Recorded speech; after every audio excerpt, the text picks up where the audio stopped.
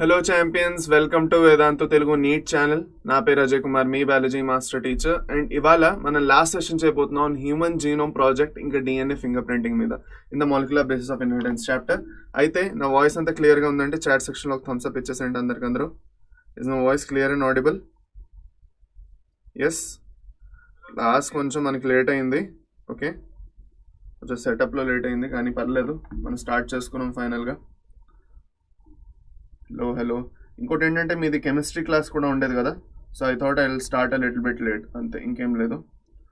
So I hope my voice is clearly audible to every one. అందరికీ ఏం problem లేదని expect చేస్తున్నాను. Good afternoon. Okay, సరే.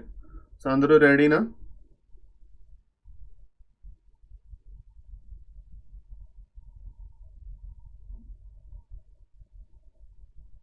ఏం ఫీల్ అయిపోతున్నారు చాలామంది?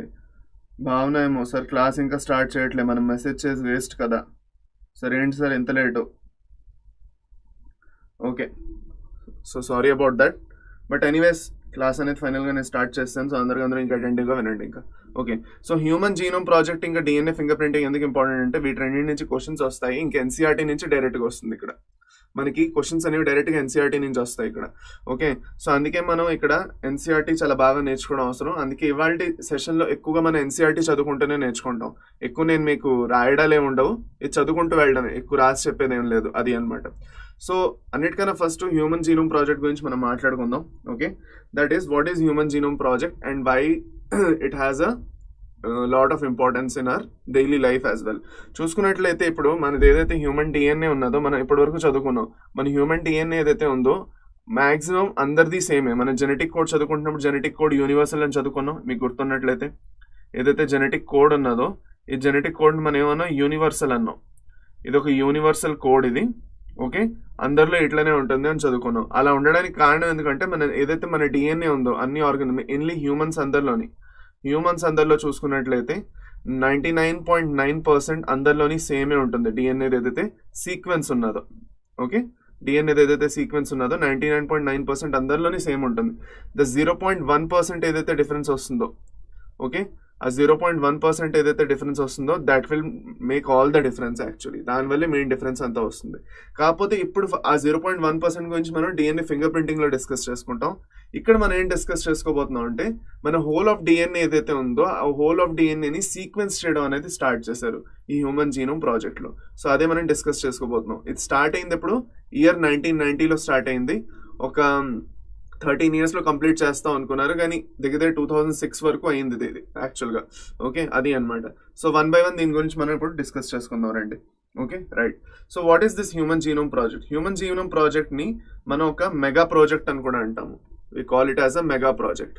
ఓకే, ఈ మెగా ప్రాజెక్ట్లో రీజన్ ఏమిటంటే బోల్డ్ అండ్ ఆర్గనైజేషన్స్ పార్టిసిపేట్ చేసే. నేషనల్ ఇన్స్టిట్యూట్ ఆఫ్ హెల్త్ యూఎస్ది, దాని తర్వాత డిపార్ట్మెంట్ ఆఫ్ ఎనర్జీ యూఎస్ది, దాని తర్వాత వెల్కమ్ ట్రస్ట్ యూకేది, దాని తర్వాత చైనా లాంటి కంట్రీస్, జపాన్ లాంటి కంట్రీస్, వీళ్ళందరూ పార్టిసిపేట్ చేశారు. సో బోల్డ్ అన్ని కోట్లు డబ్బులు కూడా ఇన్వెస్ట్ చేయడం జరిగింది దీంట్లోని. ఓకే, సో అలా ఇన్వెస్ట్ చేయడం వల్ల వీళ్ళు కూడా చాలా బాగా దాన్ని చేశారు. And one of the most important thing మనం ఏం అర్థం చేసుకోవాలంటే మన బాడీలో ఇప్పుడు మనం చూసుకున్నట్లయితే per cell haploid number of bases మనం తీసుకున్నట్లయితే, if you're taking the haploid number, total of 3 × 10⁹ base pairs అనేవి ఉంటాయి కదా. ఈ 3 × 10⁹ బేస్ పేర్స్ ఏవైతే ఉన్నాయో వీటన్నిటిని సీక్వెన్స్ చేయాలి. AT, GC, CT, AG, CT, GC, ఇలా వీటన్నిటిని సీక్వెన్స్ చేసుకుంటూ వెళ్ళాలి మనం. సో ఎన్ని వేలలు కోట్లు మనకి యాక్చువల్గా ఎన్ని ఉన్నాయన్నమాట. We can't even number them యాక్చువల్గా, అది అనమాట. అన్ని బేస్ పేర్స్ ఉన్నాయి. సో ఎన్ని బేస్ పేర్స్ని సీక్వెన్స్ చేయాలి అంటే you need a lot of man power, you need a lot of money, చాలా డబ్బులు కావాలి. ఓకే, ఆ డబ్బులు ఎక్కడి నుంచి వస్తున్నాయంటే నేను చెప్పిన ఇప్పుడు ఆర్గనైజేషన్స్ ఏవైతే ఉన్నాయో, national institute of health, department of energy US, Japan, China లాంటి countries, Welcome Trust in UK, అలాగే కాకుండా ఇంకా కొంతమంది తర్వాత వచ్చి జాయిన్ అయ్యారు. But these are the major contributors అనమాట. ఓకే, అది. సో ఇలా జరిగినప్పుడు ఏంటంటే ప్రతి ఒక్క బేస్ పేర్ని సీక్వెన్స్ చేయడానికి దగ్గర వాళ్ళకి ఎంత డబ్బులు పట్టాయి? పర్ బేస్ పేర్ వాళ్ళకి $3 పట్టింది. So per base pairs they had to spend $3. So $3 per base pair into 3 × 10⁹ చేసినప్పుడు దగ్గర మనకి వచ్చేది $9 billion ఖర్చు వచ్చింది దీనికి. $9 billion, బిలియన్స్ అనమాట. ఇంకా ఇక్కడ మిలియన్స్ కూడా కాదు, బిలియన్స్లోకి వెళ్ళిపోయింది, ఇంకా కొన్ని వేల కోట్లు అనమాట. సో అన్ని వేల కోట్లు మనుషుల దగ్గర ఉండవు అనమాట. నార్మల్గా మనలాంటి మనుషుల దగ్గర ఉండవు. అది పెద్ద పెద్ద ఆర్గనైజేషన్స్, గవర్నమెంట్ సపోర్ట్ లేకపోతే, ఫండింగ్ లేకపోతే జరగదు. And that is what happened. అది నేను చెప్పడానికి ట్రై చేస్తున్నాను. అది అనమాట. సో ఇక్కడ వరకు అందరికీ క్లియరా? ఇక్కడ వరకు అందరికీ అర్థమవుతున్నదా నేనేం చెప్తున్నాను? Just a minute. ఓకే, సరే. So with that just a minute అవండి. ఆల్ రైట్, ఓకే, సరే అయితే. So that is with respect to the human genome project. Okay, మనం కొంచెం ఇటుపక్క షిఫ్ట్ చేద్దాం విషయాన్ని.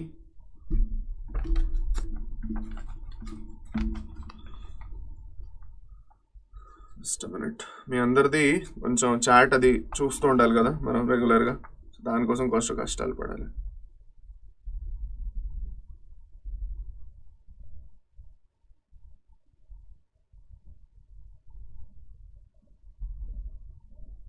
ఓకే, ఫైన్, సరే అయితే. So this is with respect to the ఏంటది ఎన్ని డబ్బులు అనేది ఖర్చు అయిందనమాట. ఫర్దర్ చూసుకున్నట్లయితే ఈ సీక్వెన్సెస్ని ఇప్పుడు మనం ఏం చేయాలి? స్టోర్ చేయాలి. మన కంప్యూటర్ బేస్లోని, కంప్యూటర్ ఫామ్లో కూడా స్టోర్ చేయాలి, డేటా ఫామ్లోని. అది కాకుండా మనం పబ్లిష్ కూడా చేద్దాం అనుకుంటున్నాం. అంటే ప్రతి చూసుకున్నట్లయితే 3,300 బుక్లు పడతాయి మనకి. ఈ డేటా అంతటిని స్టోర్ చేయడానికి 3,300 బుక్స్ పడతాయి. ఈ 3,300 బుక్స్ ఏవైతే ఉన్నాయో ఒక్క బుక్లో 1000 పేజెస్ ఉంటాయి. 1000 పేజెస్ పర్ బుక్ పడతాయి.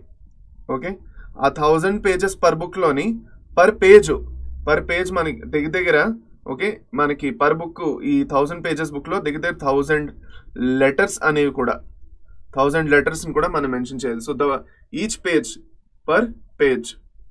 సో ఒక్క పేజ్లో 1000 లెటర్లు అంటే 1000 బేసెస్. మనం ఈ లెటర్లు అంటే బేసిక్గా these are nothing but the bases. మనం బేసెస్ గురించి మాట్లాడుతున్నాం. సో ఒక్కొక్క బుక్లో దగ్గర 1000, ఒక్కొక్క పేజ్లో 1000 బేస్ పేర్స్ ఇన్ఫర్మేషన్ రాయాలి. అన్ని 1000 పేజీల బుక్ ఒకటి ఉండాలి. అలాంటి బుక్కులు మనకి 3,300 బుక్కులు ఉంటేనే ఈ ఇన్ఫర్మేషన్ అంతటిని స్టోర్ చేయడం జరుగుతుంది. So that is the length of the project that was actually required to do this. Okay, so చాలా డేటా ఉన్నది. సో అందుకే ఏం చేశారు, ఇంత డేటాని మనం యాక్చువల్గా మనం ఆలోచించుకున్నట్లయితే ఇప్పుడు ఎంతైతే నేను చెప్పానో, ఇది నిజంగా మనం బుక్స్లో స్టోర్ చేయగలమా? చేయలేం. ఇన్ని బుక్స్ మనం ఎంత మెయింటైన్ చేస్తాం? ఆ బుక్స్ ఈవెన్చువల్లీ ఏమవుతాయి, పాడైపోతాయి. సో మళ్ళీ ఆ డేటాని కాపీ చేసుకొని మళ్ళీ కొత్త బుక్స్ పబ్లిష్ చేస్తూ ఉండాలి. So that is why what they did, they came up with a new field in science, that is bioinformatics. ఈ బయో ఇన్ఫార్మాటిక్స్ లో ఏం చేశారంటే, okay, they mixed genetics plus biotechnology. Okay, they mix genetic and biotechnology. Okay, plus just a minute, plus computational technology. ఏదైతే computational technology ఏదైతే ఉందో దాని అందరితోని ఇవన్నీ కలిపి ఏదైతే వస్తుందో దాన్నే బయో ఇన్ఫార్మాటిక్స్ అంటాం. సో జెనెటిక్స్ ఇంకా బయోటెక్నాలజీ నుంచి ఏదైతే ఇన్ఫర్మేషన్ ఉందో దాన్ని కంప్యూటర్ ఫామ్ లో కన్వర్ట్ చేసి డేటా ఫామ్ లో దాన్ని స్టోర్ చేయడమే మనం దాన్ని బయో ఇన్ఫార్మాటిక్స్ అంటాం. ఈ బయో ఇన్ఫార్మాటిక్స్ అనేది హ్యూమన్ జీనోమ్ ప్రాజెక్ట్ నుంచి ఏమైంది, రైజ్ అయ్యి వచ్చింది అనమాట. అప్పటి వరకు బయో ఇన్ఫార్మాటిక్స్ అనే వర్డ్ లేదు. అంటే బయో ఇన్ఫార్మాటిక్స్ ది యాక్చువల్ డెవలప్మెంట్ అనేది హ్యూమన్ జీనోమ్ ప్రాజెక్ట్ వల్లే రావడం జరిగింది. Okay, so this is very much important with respect to the human genome project. దీని నుంచి మీకు డైరెక్ట్ గా క్వశ్చన్ అనేది వస్తుంది బయో ఇన్ఫార్మాటిక్స్ గురించి. సో ఇక్కడ ఏమి ఇచ్చారో బయో ఇన్ఫార్మాటిక్స్ గుర్తుపెట్టుకోండి. Closely associated with development of new area and biotechnology called bioinformatics. So ఈ పర్టికులర్ లైన్ అనేది మర్చిపోకండి. దీని నుంచి ఆల్రెడీ ఒకసారి ప్రీవియస్ ఇయర్ క్వశ్చన్ అనేది ఒకటి వచ్చింది. ఓకే, అది అనమాట. నా ఇప్పుడు ఫర్దర్ వెళ్తూ just a minute, let us go further and let us understand the goals of human genome project. Human genome project ఏవైతే గోల్స్ ఉన్నాయో వాళ్ళు ఏం అచీవ్ చేయడానికి ట్రై చేశారో దాని గురించి మనం డిస్కస్ చేయాలి. సో దీని బేసిక్ గోల్స్ అనేది మనం ఎందుకు డిస్కస్ చేయాలంటే ఇదే కదా వాళ్ళు చేయడానికి ట్రై చేశారు. సో అవన్నీ వాళ్ళు అచీవ్ చేయగలిచారా లేదా అది మనం మాట్లాడుకోవాలి. అన్నిటికన్నా ఫస్ట్ వాళ్ళు ఏమనుకున్నారు అంటే దగ్గర 20,000 నుంచి 25,000 జీన్స్ ఏవైతే హ్యూమన్ డిఎన్ఏలో ఉన్నాయో వీటన్నిటిని మనం ఐడెంటిఫై చేయాలి. ఈ జీన్స్ అనేవి ఎక్కడ ఉన్నాయి, వాటి లొకేషన్ ఎక్కడ. ఓకే, ఫర్ సపోజ్ మన దగ్గర ఉన్న 20,000 నుంచి 25,000 జీన్స్ ఏవైతే ఉన్నాయో ఆ జీన్స్ అన్నిటిది లొకేషన్ ఎక్కడ, వాటిది సీక్వెన్స్ ఏమిటి, ఓకే, వాటిది లెంత్ ఏమిటి, ఎలా వాటిలో బేస్ పేర్స్ అరేంజ్ అయ్యి ఉన్నాయి, ఓకే, అవన్నీ మనం ఫస్ట్ ఆఫ్ ఆల్ డిస్కవర్ చేయాలి. This the first one. Second one వచ్చేసి determine the sequences of 3 billion chemical base pairs that make up the human DNA. మనం ఏవైతే 3 బిలియన్ బేస్ పేర్స్ ఉన్నాయో, దట్ ఈస్ 3 × 10⁹ అని రాస్తున్నామో, ఈ బేస్ పేర్స్ ఏదైతే సీక్వెన్స్ ఉన్నదో అది మనం తెలుసుకోవాలి. ఎలా ఉన్నది, ATCG అన్నది ఎలా ఉన్నది, పూర్తి సీక్వెన్స్ ఎలా అరేంజ్ అయ్యి ఉంది. Store this information in data bases. Okay, proper ఒక డేటాబేస్ క్రియేట్ చేసి సిస్టంలోని స్టోర్ చేయాలి. పెద్ద గీగాబైట్ సిస్టమ్లు తీసుకొని స్టోర్ చేయాలి, టెరాబైట్స్ని. Improve tools for data analysis. Okay, ఈ డేటాని అనలైజ్ చేయడానికి కూడా ఏవైతే టూల్స్ ఉన్నాయో వాటిని ఇంప్రూవ్ చేసుకుంటూ వెళ్ళాలి. Fifth one, transfer related technology to other sectors. ఇప్పుడు బయోటెక్నాలజీలో కావాలి, మనం ఏదైతే జీనోమ్ సీక్వెన్స్ చేసామో అది జెనెటిక్స్లోని, బయోటెక్నాలజీలోని, ఫార్మస్యూటికల్ ఇండస్ట్రీస్కి, వీటన్నిటికీ ఆ ఇన్ఫర్మేషన్ని షేర్ చేయాలి మనం. ఆ షేర్ చేయడం వల్ల ఏమవుతుంది అంటే ఆ ఇన్ఫర్మేషన్ వాడుకొని ఏవైతే జెనెటిక్ లెవెల్లో కరెక్షన్స్ చేయొచ్చో, లేదంటే జెనెటిక్ లెవెల్లో ఏవైతే కొన్ని డిసీజెస్ని ట్రీట్ చేయొచ్చో, మెడికల్ టెక్నాలజీకి కూడా సపోర్ట్ చేయడం, హెల్త్ పక్క కూడా దీన్ని సపోర్ట్ చేయడానికి చాలా ఇంపార్టెంట్ ఇది, అవునా కదా. సో దానివల్ల అటుపక్క కూడా ఈ ఇన్ఫర్మేషన్ వెళ్ళాలని కూడా వీళ్ళు అనుకున్నారు, for the betterment of the mankind. అది last, to address the ethical, legal and social issues that may arise from the project. ఇది చాలా ఇంపార్టెంట్ ఈ పాయింట్. చూడండి, దీన్ని మనం LC అని అంటాం. What do we call it as? We call it as LC, ELSI. LC అంటే ఏమిటి? LC అంటే బేసిక్గా ఇప్పుడు ఎథికల్ ఇష్యూస్ అంటే ఏంటి చెప్పండి. ఫర్ సపోజ్ నాకు ఒక హ్యూమన్స్ది మొత్తం జీన్స్ది సీక్వెన్స్ తెలిసిపోయింది. ఓకే, ఆ సీక్వెన్స్ అంతా తెలిసిపోతే ఇప్పుడు నేను ఒక పర్టికులర్ హ్యూమన్ బీయింగ్ని నన్ను నేను క్లోన్ చేసుకోవచ్చు. లేదంటే మీరు చూసుంటారు కదా మూవీస్, క్లోనింగ్ లాంటి మూవీస్, క్లోన్ చేసేసుకుంటారు. ఆ జీనోమ్, వాళ్ళ దగ్గర ఉన్న జీనోమ్ని లేదంటే ఎవరి దగ్గర ఉన్న జీనోమ్ వాడుకొని వాళ్ళ నుంచి ఒక కొత్త హ్యూమన్ బీయింగ్ క్రియేట్ చేయడానికి ట్రై చేస్తారు. మూవీస్ ఉన్నాయి అలాంటివి. ఓకే, యాక్చువల్గా క్లోనింగ్ అనేది జరిగింది. ఇప్పుడు cloning band, at present the cloning is completely band. Okay, it is not favourable at all. But cloning అనేది చేసేయచ్చు. ఓకే, నార్మల్గా మనం నార్మల్గా క్లోనింగ్ అనేది వేరే ఆర్గానిజంలో చూసాం, బయోటెక్లో చదువుతాం మనం అది. ఓకే, ఏంటి క్లోనింగ్ అనేది? First organism to be cloned ఎవరు చెప్పండి? చెప్తారు, చాలా మందికి తెలుసు అది ఆల్రెడీ. యూ కెన్ టెల్, మీరు చెప్పగలరు. ఫస్ట్ క్లోనింగ్ ఎవరిలో చేశారు? ఫస్ట్ క్లోనింగ్ అనేది ఎవరిలో చేశారు? ఫస్ట్ క్లోనింగ్ ఏదైతే చేశారో అది ఎవరిలో చేశారు? అది మీరు చెప్పండి.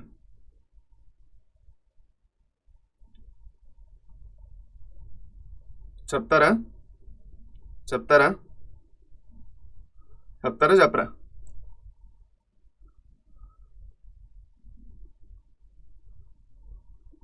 మీ ఆన్సర్ కోసం వెయిటింగ్ ఇక్కడ.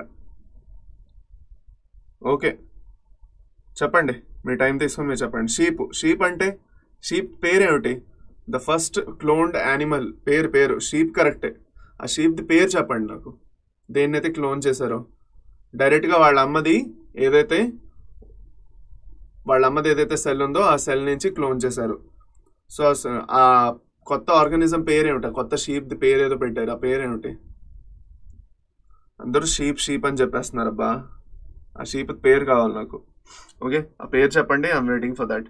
So address the ethical, legal and social issues అంటే బేసిక్గా ఎవరు దాన్ని దురుపయోగం అనేది చేయకుండా చూసుకోవడం అని అర్థం. ఓకే, ఎథికల్ అంటే ఎవరికి ఎలాంటి ఆర్గానిజంని ఉట్టుకుంటున్న ఫర్ సపోజ్ ఇప్పుడు గినీ పిగ్స్ ఉన్నాయి, లేదంటే ర్యాట్స్ ఉన్నాయి, లేదంటే కొన్ని ఆర్గానిజమ్స్ని యాక్చువల్గా చేయకూడదని బ్యాన్ పెట్టడం జరిగింది. ఓకే, అది అనమాట. సో ఆ బ్యాన్ ఎందుకు పెట్టడం జరిగింది అంటే ఉట్టికుట్టిన వేరే యానిమల్స్ని మన ఎక్స్పెరిమెంట్స్ కోసం ఎక్స్ప్లాయిట్ చేయడం మంచిది కాదని. సో అలా ఎప్పుడైతే వాటిది జీనోమ్ సీక్వెన్సింగ్ తెలిసిపోతున్నదో హ్యూమన్ది, ఒక హ్యూమన్ బీయింగ్ని ఎక్స్పెరిమెంట్స్ కోసం వాడుకోవచ్చు కొంతమంది డైరెక్ట్గా, వాళ్ళకి తెలియకుండా కూడా, వాళ్ళకి తెలిసి కూడా. సో అలా చేయకుండా, ఈ ఇన్ఫర్మేషన్ అలాంటి రాంగ్ హ్యాండ్స్లోకి వెళ్ళిపోకుండా చూసుకోవడానికి. ఓకే, దాని తర్వాత సోషల్గా ఇలాంటి ఇష్యూస్ క్రియేట్ చేయకుండా ఉండడానికి, వాటన్నిటి కోసం వీటిని ఏమంటారు, ఇవన్నీ ఇష్యూస్ని అడ్రస్ చేయడం చాలా ఇంపార్టెంట్. అవన్నీ చూసుకోవాలి, అవన్నీ మైండ్లో పెట్టుకొని ఈ ప్రాజెక్ట్ని చేయాలన్నది చెప్పారు. Dolly, very good. ఎవరు చెప్పారు? సాయి ప్రియ చెప్పారు. Dolly, very good, correct. First transgenic sheep అనమాట. సారీ, క్లోన్ ఫస్ట్ క్లోన్ అనమాట. ఓకే, అది రైట్. ఇక్కడ వరకు ఓకే. ఇప్పుడు మనం ముందుకెళ్దాం. ఓకే, సరే. సో ఈ హ్యూమన్ జీనోమ్ ప్రాజెక్ట్ ఏదైతే ఉందో దగ్గర దగ్గర ఇట్ వాజ్ 13-year ప్రాజెక్ట్. నేను చెప్పినట్టు 1990లో స్టార్ట్ అయింది, దగ్గర 2003 వరకు కంప్లీట్ అయిపోయింది. కానీ కొన్ని ఇంకా చిన్న విషయాలు ఎక్స్టెండ్ అయ్యి 2006 వరకు కంప్లీట్ అయ్యి, ఇప్పుడు క్రోమోజోమ్ 1 ఏదైతే సీక్వెన్సింగ్ ఉందో అది అన్నిటికన్నా లాస్ట్ లో 2006 వరకు జరిగింది అది. ఓకే, సో అలా కొన్ని జరిగాయి. ఇప్పుడు నేను మీకు చెప్పినట్లు ఏవైతే ఉన్నాయో అన్ని ఇక్కడ ఉన్నాయి చూడండి. US department of energy, national institute of health, దాని తర్వాత వెల్కమ్ ట్రస్ట్ యూకే, దాని తర్వాత జపాను, ఫ్రాన్స్, జర్మనీ, చైనా, ఇంకా కొంతమంది ఇంకా. ఓకే, ఇవన్నీ అయినప్పటికీ దగ్గర 2003 వరకు పట్టింది అది. సో దీన్ని రివల్యూషనరీ న్యూ వేస్ టు అవసరం ఏంటి, డయాగ్నోస్ చేయడం, ట్రీట్ చేయడానికి, ఇంకా బోల్డ్ అనే డిసీజ్ని ప్రివెంట్ చేయడానికి కూడా, డిజార్డర్స్ని ప్రివెంట్ చేయడానికి కూడా యూస్ చేద్దాం అనుకున్నారు. ఇప్పుడు ఇంకో పని ఏం చేశారంటే వీళ్ళు, సరే మనం హ్యూమన్స్ని ఎలాగో చేస్తున్నాం కదా, కొన్ని నాన్ హ్యూమన్ ఆర్గానిజం ఎలాగో చేస్తున్నాం, మన దగ్గర ఇంత రీసోర్సెస్ ఉన్నాయి, ఈ రీసోర్స్ని వేస్ట్ ఎందుకు చేయాలి, అయితే ఇంకొన్ని ఆర్గానిజమ్స్ ఏవైతే మనకి ఇంపార్టెంట్ అనిపిస్తాయో ఆ ఆర్గానిజమ్స్ని కూడా మనం సీక్వెన్స్ చేద్దాం అని అనుకున్నారు. So the organisms they did the sequencing. Non human organisms అంటే బ్యాక్టీరియా, ఈస్ట్, సినోరాబ్డేటిస్ ఎలిగెన్స్, ఇది ఒక ఫ్రీ లివింగ్ నెమటోడ్ అనమాట. ఓకే, దీని ఎలాంటి నాన్ ప్యాథోజెనిక్ నెమటోడ్, ఎలాంటి డిసీజ్ కాజ్ చేయదు, ఫ్రీ లివింగ్ ఇది. దాని తర్వాత డ్రాసోఫిలా ఏదైతే ఉందో ఫ్రూట్ ఫ్లై, జెనెటిక్స్ లో అన్నిటికన్నా ఎక్కువ వాడతారు ఇది. దాని తర్వాత ప్లాంట్స్ లో ఎక్కువగా రైస్ ఏదైతే బియ్యం ఉందో బియ్యంది, ఇంకా దాని తర్వాత అరాబిడాప్సిస్, వీటన్నిటిది సీక్వెన్సింగ్ అనేది చేయడం జరిగింది. సో ఇది ఇంపార్టెంట్, మీరు గుర్తుపెట్టుకోండి. సినోరాబ్డేటిస్ ఎలిగెన్స్ గురించి క్వశ్చన్స్ ఆల్రెడీ చాలా సార్లు అడిగారు. ఓకే, ఇంకా అరాబిడాప్సిస్ గురించి కూడా క్వశ్చన్స్ అడిగారు. అంటే ఈ ఆర్గానిజమ్స్ ని non human organisms for DNA sequencing and genome project లో వాడడం జరిగింది. వీటి గురించి స్టడీ చేయడం అనేది జరిగింది, అది అనమాట. So that you have to remember, important. Just a minute, అది. So this is with respect to that. ఇప్పుడు అన్నిటికన్నా ఇంపార్టెంట్ విషయం దీంట్లో హ్యూమన్ జీనోమ్ ప్రాజెక్ట్లో ఏంటంటే, ఈ ప్రాసెస్ని ఎలా చేశారు, how did they achieve this. Okay, వాళ్ళు ఎలా ఈ ప్రాసెస్లో వాళ్ళు ఏ మెథడాలజీస్ యూజ్ చేశారు, ఎలాంటి విధానాలు యూజ్ చేసి వాళ్ళు ఇచ్చేశారు. ఇప్పుడు మన దగ్గర ఉన్న ఇంత పెద్ద జీనోమ్ ఏదైతే ఉందో 3 × 10⁹ బేస్ పేర్స్ ఉన్నాయి, ఇందులో బోల్డ్ అని వేల జీన్స్ ఉన్నాయి. సో వీటన్నిటిని సీక్వెన్స్ ఎలా చేయాలి. So they actually approach 2-way approach, 2 approaches follow అయ్యారు. ఓకే, ఒక అప్రోచ్ ఎవరైతే సీక్వెన్స్ అనోటేషన్ ఫ్రెడరిక్ శాంగర్ నుంచి వచ్చిందో, ఓకే, ఫ్రెడరిక్ శాంగర్ అనే సైంటిస్ట్ ఎవరైతే ఉన్నారో అతని దగ్గర నుంచి ఈ ప్రాసెస్ వచ్చింది. ఓకే, ఇంకో ప్రాసెస్ ఎక్స్ప్రెస్ సీక్వెన్స్ ట్యాగ్స్ నుంచి వచ్చింది. వీటిని మనం ఏమంటాం, ఈఎస్టీస్ అంటాం. రెండింటి గురించి మనం డిస్కస్ చేసుకుంటాం. ఇలా చేసినప్పుడు, ఈ ప్రాసెస్ చేసినప్పుడు వాళ్ళు కొన్ని ఏంటది వెక్టార్స్ని యూస్ చేశారు. ఓకే, వెక్టార్స్ ఇంకా క్రోమోజోమ్స్ని యూస్ చేశారు. ఎస్పెషల్గా 2 రీసోర్సెస్ని యూస్ చేశారు, that is BAC and YAC. BAC అంటే బ్యాక్టీరియల్ ఆర్టిఫిషియల్ క్రోమోజోమ్,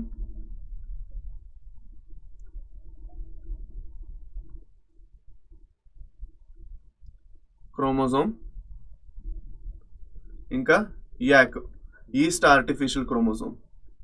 ఇవి 2 వెక్టర్స్ అన్నమాట బేసిక్గా. సో ఈ వెక్టర్స్ని యూస్ చేయడం జరిగింది.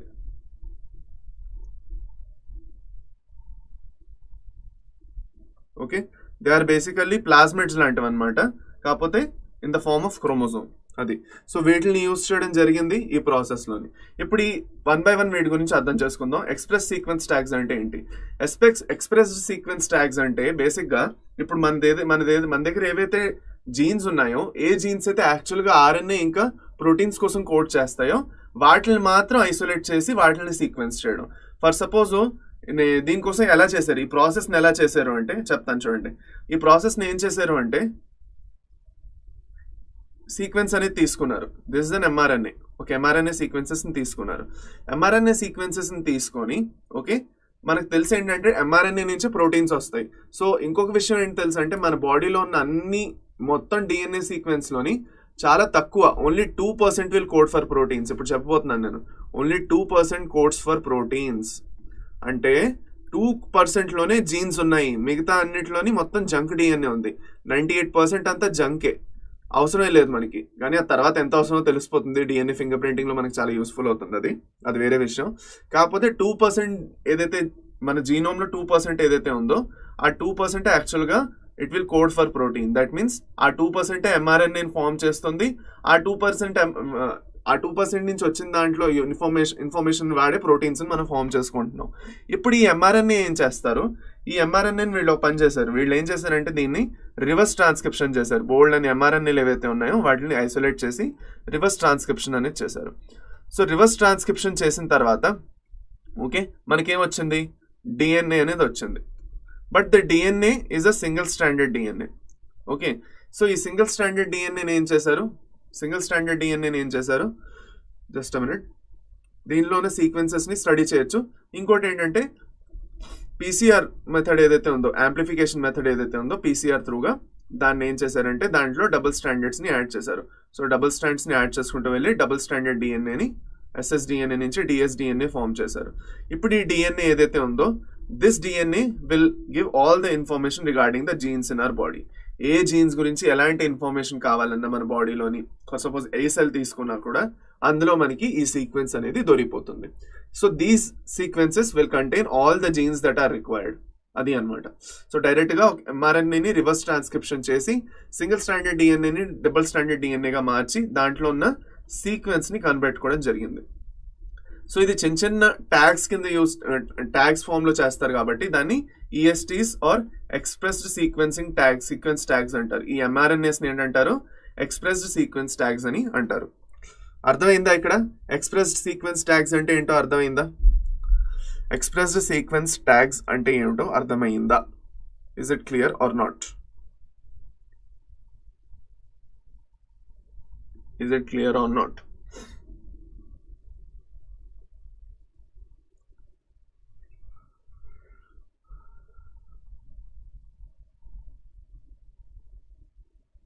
ఎక్స్ప్రెస్ సీక్వెన్స్ ట్యాగ్స్ అంటే క్లియర్ అయిపోయింది. క్లియర్? ఓకేనా? ఓకే, సరే, ఇక్కడ వరకు క్లియర్ అయింది. ఇప్పుడు నెక్స్ట్ మనకు వచ్చేసి సీక్వెన్స్ యానోటేషన్. సీక్వెన్స్ యానోటేషన్లోని మనం ఎంఆర్ఎన్ఏలు లేదంటే పర్టికులర్ కోడింగ్ని పట్టుకోకుండా in sequence annotation will be sequencing both the coding and non coding regions. మన కోడింగ్ రీజన్స్ని సీక్వెన్స్ చేస్తాము, నాన్ కోడింగ్ రీజన్స్ని కూడా సీక్వెన్స్ చేస్తాము. Will be sequencing the non coding regions as well. So non coding regions sequence చేసినప్పుడు అప్పటి నుంచి వాటి నుంచి ఇది of course this is the junk one. So దీంతో పెద్ద మనకి పని లేదు. దీంట్లో రెపిటేటివ్ సీక్వెన్సెస్ ఎక్కువ ఉంటాయి. ఓకే, దీంట్లో రెపిటేటివ్ సీక్వెన్సెస్ అనేవి ఎక్కువ ఉంటాయి. బోల్డ్ అని సీక్వెన్సెస్ రిపీట్ అవుతూ ఉంటాయి అనమాట. ఓకే, అదే మనం కోడింగ్ రీజన్స్లో చూసుకున్నట్లయితే కోడింగ్ రీజన్స్లో రెపిటేటివ్ సీక్వెన్సెస్ తక్కువ ఉంటాయి and they will code for proteins, అంటే అమైనో యాసిడ్స్కి కోడ్ చేస్తాయి. So this process was actually ఎవరు కనిపెట్టారంటే శాంగర్ అనే అతను కనిపెట్టారు. దానికోసం అతనికి నోబెల్ ప్రైజ్ కూడా దొరికింది. సో శాంగర్ ఏమన్నారంటే నేనున్న డిఎన్ఏ సీక్వెన్స్ అంతా ఏదైతే ఉందో మొత్తం 3 × 10⁹ బేస్ పేర్స్ ఏదైతే మొత్తం సీక్వెన్స్ ఉన్నదో ఈ సీక్వెన్స్ అంతటిని నేను తీసుకుంటాను, దీన్ని అంతటిని 1 by 1 నేను సీక్వెన్స్ చేసుకుంటూ వెళ్తాను. దీన్ని నేను 2 రీజన్స్ కింద డివైడ్ చేస్తాను, ఒకటి కోడింగ్, ఇంకోటి నాన్ కోడింగ్. నాన్ కోడింగ్ రీజన్లో రెపిటేటివ్ సీక్వెన్సెస్ అనేవి ఎక్కువ ఉన్నాయి. కోడింగ్ రీజన్స్లోని అమైనో యాసిడ్స్ కోడ్ చేసే కేపబిలిటీ అనేది ఉంది. బికాస్ ఈ కోడింగ్ రీజియన్స్లోని మనకి ఏముంటుంది, జీన్స్ అనేవి ఉంటాయి అనమాట. So that is sequence annotations. సీక్వెన్స్ని యానోటేట్ చేసుకుంటూ వెళ్ళారనమాట. అది so that is with respect to sequence annotation. దానికన్నా ఇంకేమీ లేదు. ఓకే, అది సో ఇప్పుడు మనం ఏం చేస్తామంటే ఈ హ్యూమన్ జీనోమ్ ప్రాజెక్ట్ అన్నిటి ఏదైతే అంత ప్రాసెస్ కంప్లీట్ చేశారో దీంట్లో వాళ్ళు యాక్చువల్గా ఏమి అచీవ్ చేశారో అది మనం తెలుసుకోబోతున్నాం. సో ఫస్ట్ ఆఫ్ ఆల్ మనం చూసుకున్నట్లయితే హ్యూమన్ జీనోమ్ ప్రాజెక్ట్లో టోటల్గా వాళ్ళు ఎప్పుడైతే కంప్లీట్ చేశారో ఫస్ట్ వాళ్ళు అబ్జర్వ్ చేసింది టోటల్ 3164.7 మిలియన్ బేస్ పేర్స్ అనేవి ఉన్నాయి. That is true. 3 × 10⁹ base pairs ఏవైతే ఉన్నాయో ఆ బేస్ పేర్స్ అన్నింటినీ ప్రాపర్ నెంబర్ చూసుకున్నట్లయితే అది మనం రఫ్గా చెప్తాం 3 × 10⁹ అని. So 3.3164.7 this is the correct number of base pairs that are present in human DNA. మన హ్యూమన్ డిఎన్ఏలోని ఏదైనా ఒక సెల్కి హ్యాప్లాయిడ్ నెంబర్ తీసుకున్నామంటే ఇన్ని నెంబర్ ఆఫ్ బేసెస్ అనేవి మనం చూడడం జరుగుతుంది.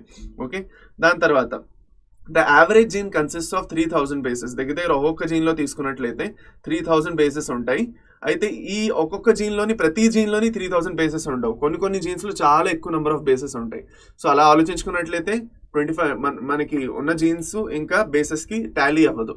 కొన్ని జీన్స్లోని అంటే బేసిక్గా ఎలాంటి జీన్ తీసుకున్నా కూడా యావరేజ్గా అంటే ఫలానా ఏ బేస్ తీసుకున్నా కూడా యావరేజ్ గా దగ్గర 3000 బేస్లు ఉంటాయి ఆ జీన్ లో. Per gene there will be 300 bases. But human dystrophin gene ఏదైతే ఉన్నదో ఓకే దాంట్లో 2.4 మిలియన్ బేస్ పేర్స్. ఇదేంటి ఈ డిస్ట్రోఫిన్ ఎక్కడ ఉంటుంది? మజల్లో ఉంటుంది. Okay dystrophin protein largest okay Jean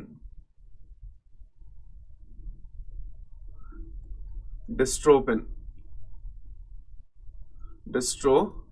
Jean. ఈ డిస్ట్రోఫిన్ జీన్ దేనికోసం కోడ్ చేస్తుంది? ప్రోటీన్ కోసం కోడ్ చేస్తుంది. And this protein is present in muscles లో ఉంటుంది.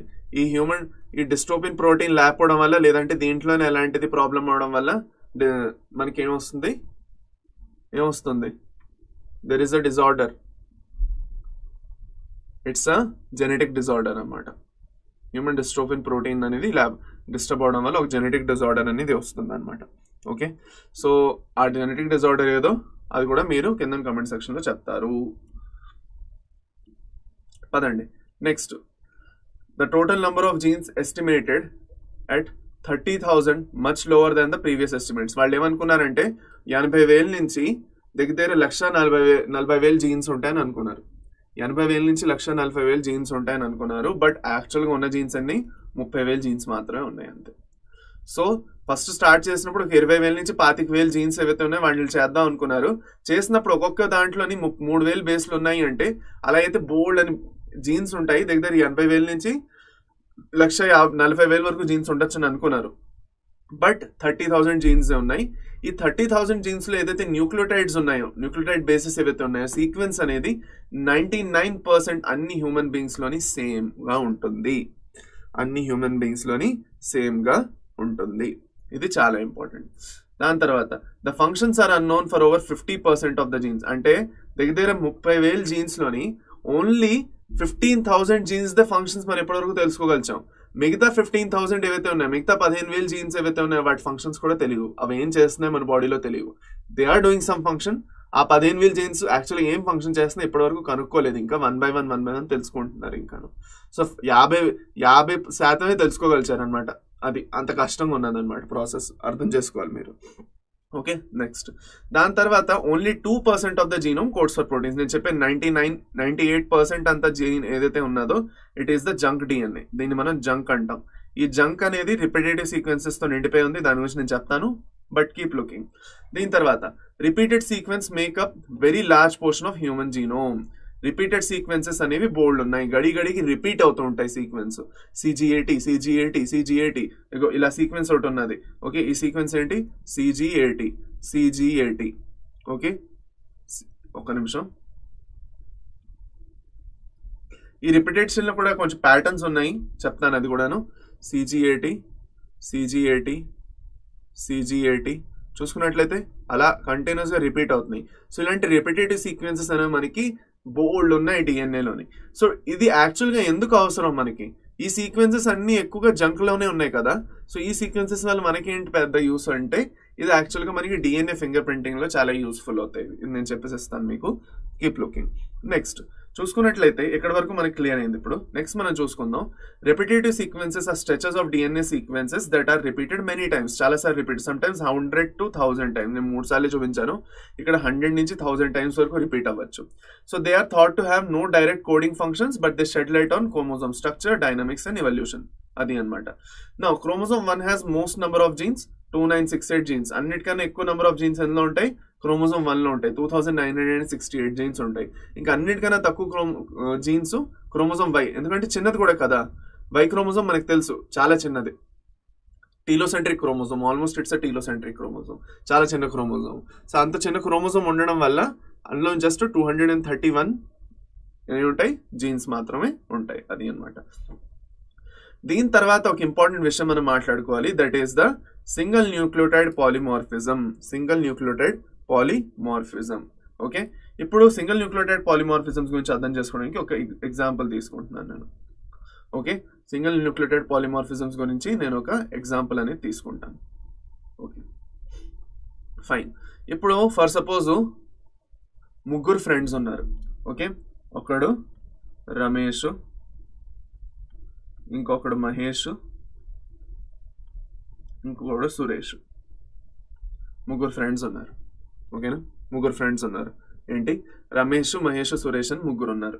ఇప్పుడు వాళ్ళలో డిఎన్ఏది సీక్వెన్స్ ఎలా ఉంది, ఒక పర్టికులర్ ఏరియాలో సీక్వెన్స్ చూసినప్పుడు డిఎన్ఏలో ఒక పర్టికులర్ ఏరియా తీసుకుని దాంట్లో సీక్వెన్స్ చూస్తే CGAT CGGG CGC అని ఉంది. ఓకే, అది అనమాట. మహేష్లో చూసుకున్నట్లయితే CGAT CGC అని ఉంది. ఓకే, సురేష్లో అదే సీక్వెన్స్ తీసుకున్నట్లయితే CGAT TGC అన్నది ఉంది. ఇక్కడ మీరు ఒక ఇంపార్టెంట్ విషయం అబ్జర్వ్ చేశారా?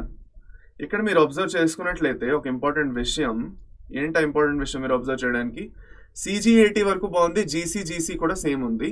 ఓన్లీ ఈ పర్టికులర్ రీజన్ ఏదైతే మీరు చూస్తున్నారో, ఓన్లీ పర్టికులర్ రీజన్స్ ఏదైతే మీరు చూస్తున్నారో, ఈ రీజన్లో చూసుకున్నట్లయితే ఒక్కొక్క న్యూక్లియోటైడ్ అనేది చేంజ్ అయింది. అబ్జర్వ్ చేశారా మీరు ఈ విషయం మీరు అబ్జర్వ్ చేశారా లేదా? అబ్జర్వ్ చేశారా లేదా? చూస్తే CGAT వరకు సేమ్ ఉంది. ఫస్ట్ రమేష్లో G అనేది మారింది, మహేష్లో అక్కడే C వచ్చింది, సురేష్లో అదే జాగాలో T వచ్చింది. సో దీని అర్థం ఏమిటి? వీటిని మనం ఏమంటాం, single nucleotide polymorphism.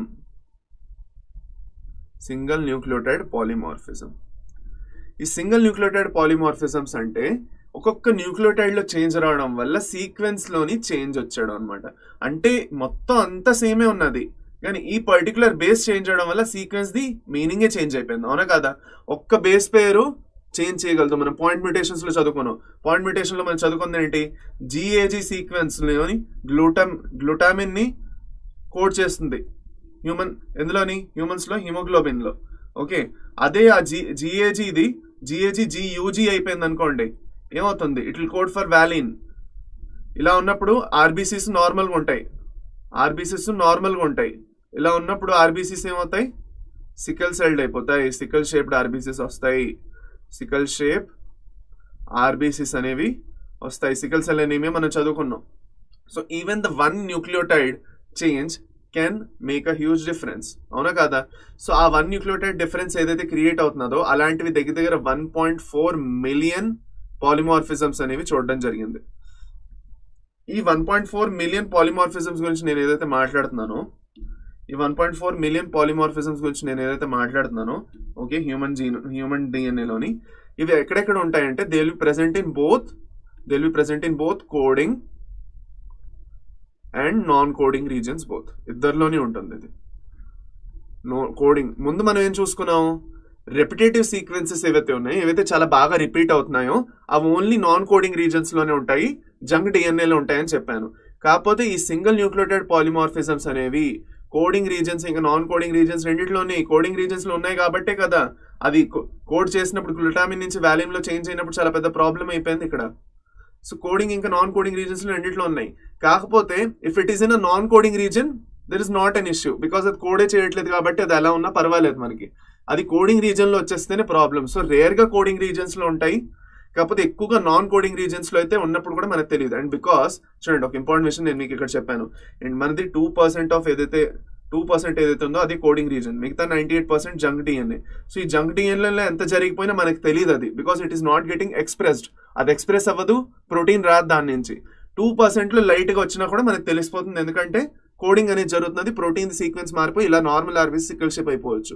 So single nucleotide polymorphisms అనేవి ఎవ్రీ జనరేషన్ చిన్న మ్యూటేషన్, స్మాల్ పాయింట్ మ్యూటేషన్స్ జరగడం వల్ల జరుగుతూనే ఉంటాయి. These point mutations will keep happening, but if they happen in the coding region that is an issue. But if they are happening in a non coding region మనకు తెలియదు కాబట్టి it is not an issue, మనకు తెలుసుకోలేము. But eventually will learn about it. నేను చెప్తాను దాని గురించి, అది అనమాట. So this is with respect to SNPs. Okay, అది. సో నౌ నేను మీకు ఇప్పుడే చెప్పాను, హ్యూమన్ జీనోమ్ ప్రాజెక్ట్లోని సీక్వెన్సింగ్లో కొన్ని వెక్టార్స్ వాడడం జరిగింది. ఆ వెక్టార్స్ పేరేమిటి అని నేను మీకు చెప్పాను మీకు ఇందాక. సో మీ అందరికీ గుర్తుంటే త్వరగా చూడండి, ఆన్సర్ చేయండి.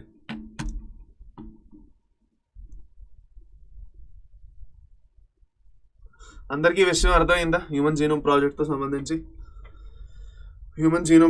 సంబంధించిన ఈ విషయం అందరికీ అర్థమైందా? Is it clear for everyone? ఏమవి? ఏదది? BAC and YAC. బ్యాక్ ఇంకా YAC. Bacterial artificial chromosome, yeast artificial chromosome. Okay, అది అనమాట. In history of biology human genome project led to the development of human genome project led to the development of a new field. ఒక కొత్త field వచ్చింది human genome project నుంచే. ఒక కొత్త field అనేది develop అయ్యి వచ్చింది. ఆ ఫీల్డ్ పేరు ఏమిటి? What is the name of that field that came out developed from the human genome project?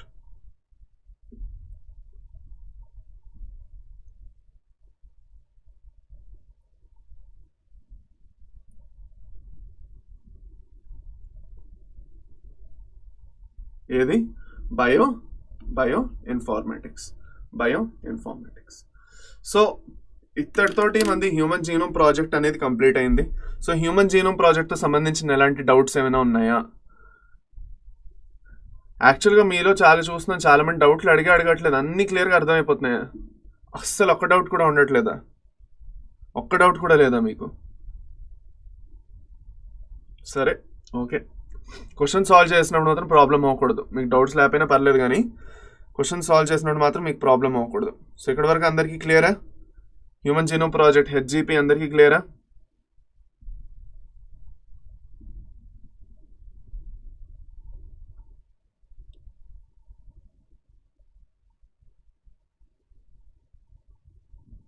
Clear. పదండి హ్యూమన్ జీనోమ్ ప్రాజెక్ట్ గురించి కొంచెం డిస్కస్ చేద్దాం. సారీ, డిఎన్ఏ ఫింగర్ ప్రింటింగ్ గురించి ఇంకా మాట్లాడుకుందాం. డిఎన్ఏ ఫింగర్ ప్రింటింగ్ గురించి మనం మాట్లాడుకుందాం. రండి, just a minute. Okay, DNA finger printing.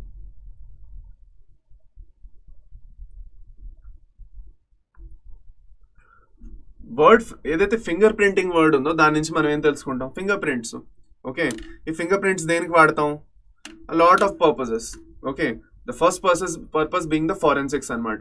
ఎక్కడైనా ఏమైనా క్రైమ్ జరిగింది, ఆ క్రైమ్ జరగడం వల్ల అక్కడ ఫర్ సపోజ్ ఏమైనా క్రిమినల్ ఎలాంటి ఫింగర్ ప్రింట్స్ వదిలేసి వెళ్ళాడు, హ్యాండ్ ప్రింట్స్ వదిలేసి వెళ్ళాడు అంటే ఆ ఫింగర్ ప్రింట్స్ని ట్రేస్ చేసి ఆ పర్టికులర్ క్రిమినల్ని పట్టుకోవచ్చు. Why? Because finger prints are unique to each individual in the world. మన చేతిలోని క్రీజెస్ అని ఉంటాయి. మన అందరి చేతిలోని క్రీజెస్ ఉంటాయి. వీటిని పామ్ క్రీజెస్ అంటారు. పామ్ క్రీజెస్ అంటారు. This palm creases are also present in our fingers. ఈ క్రీజెస్ ఒక యూనిక్ ప్యాటర్న్ ని ఫామ్ చేస్తాయి. They will form a unique pattern. ఈ యూనిక్ ప్యాటర్న్ ఉండడం వల్ల ప్రతి ఒక్క ఇండివిజువల్లోని ఈ యూనిక్ ప్యాటర్న్ కొత్తగా క్రియేట్ అవుతుంది due to their genetics. Okay, due to a lot of other factors as well. Okay, so ఎప్పుడైతే అలా జరుగుతుందో ఈ యూనిక్ ప్యాటర్న్ ప్రతి ఒక్క ఇండివిజువల్కి యూనిక్గా ఉంటుంది. Unique to each individual. ఇప్పుడు మీ దగ్గర for suppose me magnifying glass ఉందనుకోండి. మ్యాగ్నిఫైయింగ్ గ్లాస్ ఉంటే మీరు మీ మ్యాగ్నిఫైయింగ్ గ్లాస్ పెట్టి మీ వేలు దగ్గర చూసుకున్నట్లయితే ఒక డిఫరెంట్ ప్యాటర్న్ అనేది చూస్తారు. ఇలాగా అవి తిరిగే ప్యాటర్న్స్ డిఫరెంట్గా ఉంటాయి. ఈ ప్యాటర్న్ వల్లే ఈ ప్యాటర్న్ ని మనం ఫింగర్ ప్రింట్స్ అని అంటాం. So no these finger prints are present in our hand. Okay, కాకపోతే ఇవాళ రేపు ఎవరైతే క్రిమినల్స్ ఉన్నారో, ఓకే, వాళ్ళు చాలా తెలివితేటలు ఉన్నాయి కదా, అంత ఈజీగా. ఇప్పుడు సినిమాలు మీరు చూస్తున్నారు, ఏ సినిమాలో మీరు ఫింగర్ ప్రింట్స్ వల్ల మనుషులను పట్టుకుంటున్నారని చెప్తారు? ఫింగర్ ప్రింట్స్ వల్ల ఓకే మనుషులను ఎక్కడ పట్టేసుకుంటున్నారు, ఇంకా పట్టుకోలేకపోతున్నారు. So now the process has completely shifted to the molecular level. This is surface level. ఇదేదైతే మనం చూస్తున్నాం ఇది ఒక సర్ఫేస్ లెవెల్లో అవుతుంది అంతే. బయట పక్క ఏదైతే ఫింగర్ ప్రింట్స్ ఉన్నాయో వాటిని ట్రేస్ చేసి పట్టుకుంటున్నాం. But if we go towards the molecular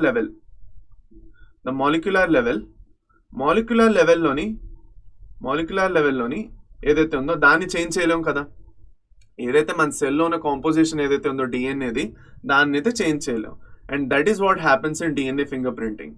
Everyone's DNA is as unique as a fingerprint. Every individual's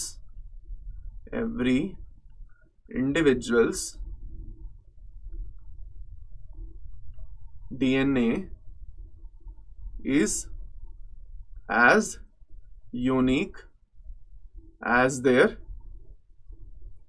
finger prints. అంటే ఏమిటి, వాళ్ళ ఫింగర్ ప్రింట్స్ అంతా యూనిక్ ఎలాగైంది, ఎలాగైతే మన అందరి చేతులు ఒకేలా కనిపిస్తాయి, 5 వేళ్ళు ఉన్నాయి ఒక్కొక్క చేతిలోని, ఓకే, వేళ్ళ సైజ్ మారచ్చు మేబీ, ఓకే, అన్ని చూసినప్పుడు ఆ పామ్ క్రీజెస్ దగ్గరగా మీరు చూడలేదంటే దూరంగా అన్ని సేమ్ గానే ఉన్నాయి అనిపిస్తాయి ప్రతి ఒక్కరి చేతుల్లో. కానీ ఎప్పుడైతే మీరు మ్యాగ్నిఫైయింగ్ గ్లాస్ పెట్టి చూస్తారో, ఎప్పుడైతే మీరు యాక్చువల్గా మీది థంబ్ ఇంప్రెషన్ వేసిన తర్వాత మీరు దాన్ని అబ్జర్వ్ చేస్తారో, మీ థంబ్ ఇంప్రెషన్ కి మీ సిబ్లింగ్స్ ఎవరైతే ఉన్నారు, మీ బ్రదర్ ఏదైతే సిస్టర్ ఉన్నారు, లేదంటే మీ ఫ్రెండ్స్ ఉన్నారు, మీ పేరెంట్స్ ఉన్నారు, వాళ్ళ థంబ్ ఇంప్రెషన్ కి మీ థంబ్ ఇంప్రెషన్ లో ఏదైతే పామ్ క్రీజెస్ ఏవైతే నేను చెప్పానో, ఈ క్రీజెస్ ఏదైతే ప్యాటర్న్ ఉందో it will change. Similarly the pattern in our DNA will also change with respect to our parents and with respect to our siblings, and even more difference with respect to our friends, okay, and relatives. Adi anamata. Sir, channel old videos watch చేయడం useful అయినా చూడండి, old videos, దాంట్లో ఏం తప్పలేదు. కొత్త వీడియోస్లో ఏంటంటే ఇప్పుడు ఓల్డ్ వీడియోస్లో బోల్డ్ చోట్ల నేను టాపిక్స్ని డెప్త్లో కవర్ చేయలేదు. So why you should watch these videos is because I'm covering everything in depth. So మీరు ఎప్పుడైతే డెప్త్లో కవర్ చేసుకుని చూడడానికి ఇప్పుడు టైం ఉందో మీరు చూసుకోవచ్చు. But if you don't have time and you have very limited time, మీకు టైం దొరకట్లేదు డెప్త్లో సెషన్స్ చూడడానికి అంటే you can go watch the sessions that are completed in one shot lectures కూడా ఉన్నాయి. Molecular basis of inheritance part 1 part 2 రెండు ఉన్నాయి, చూసుకోవచ్చు మీరు. టోటల్ 6 hours అనమాట. You can go and watch that. Okay, completely okay for you. అది so that is how the DNA finger printing works. ఇప్పుడు DNA finger printing work అవడానికి మనలోని repetitive sequences అనేవి ఉంటాయి. మన జంక్ డిఎన్ఏ ఏదైతే ఉందో, మనది ఏదైతే నాన్ కోడింగ్ రీజన్స్ లో ఏదైతే డిఎన్ఏ ఉందో దేన్ని అయితే మనం జంక్ డిఎన్ఏ అంటాం. Let us say the non coding region DNA. So let us say it's the non coding DNA. Non coding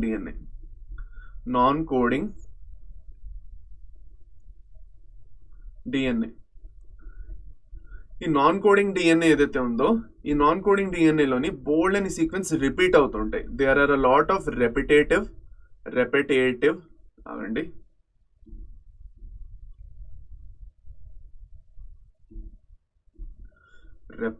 repetitive sequences. There are a lot of repetitive sequences. Okay, ఈ repetitive sequences ఏవైతే ఉన్నాయో, okay, వాటి గురించి మనం first ఒకసారి discuss చేసుకుంటాం, దాని గురించి మాట్లాడుకుంటాం. But these repetitive sequences make the base of DNA finger printing. So first దాని గురించి కొంచెం చదువుకొని నేను దాని గురించి మళ్ళీ మాట్లాడతాను. ఓకే, చూడండి రండి. So because in these sequences small stretch of DNA is repeated many times. Just a minute.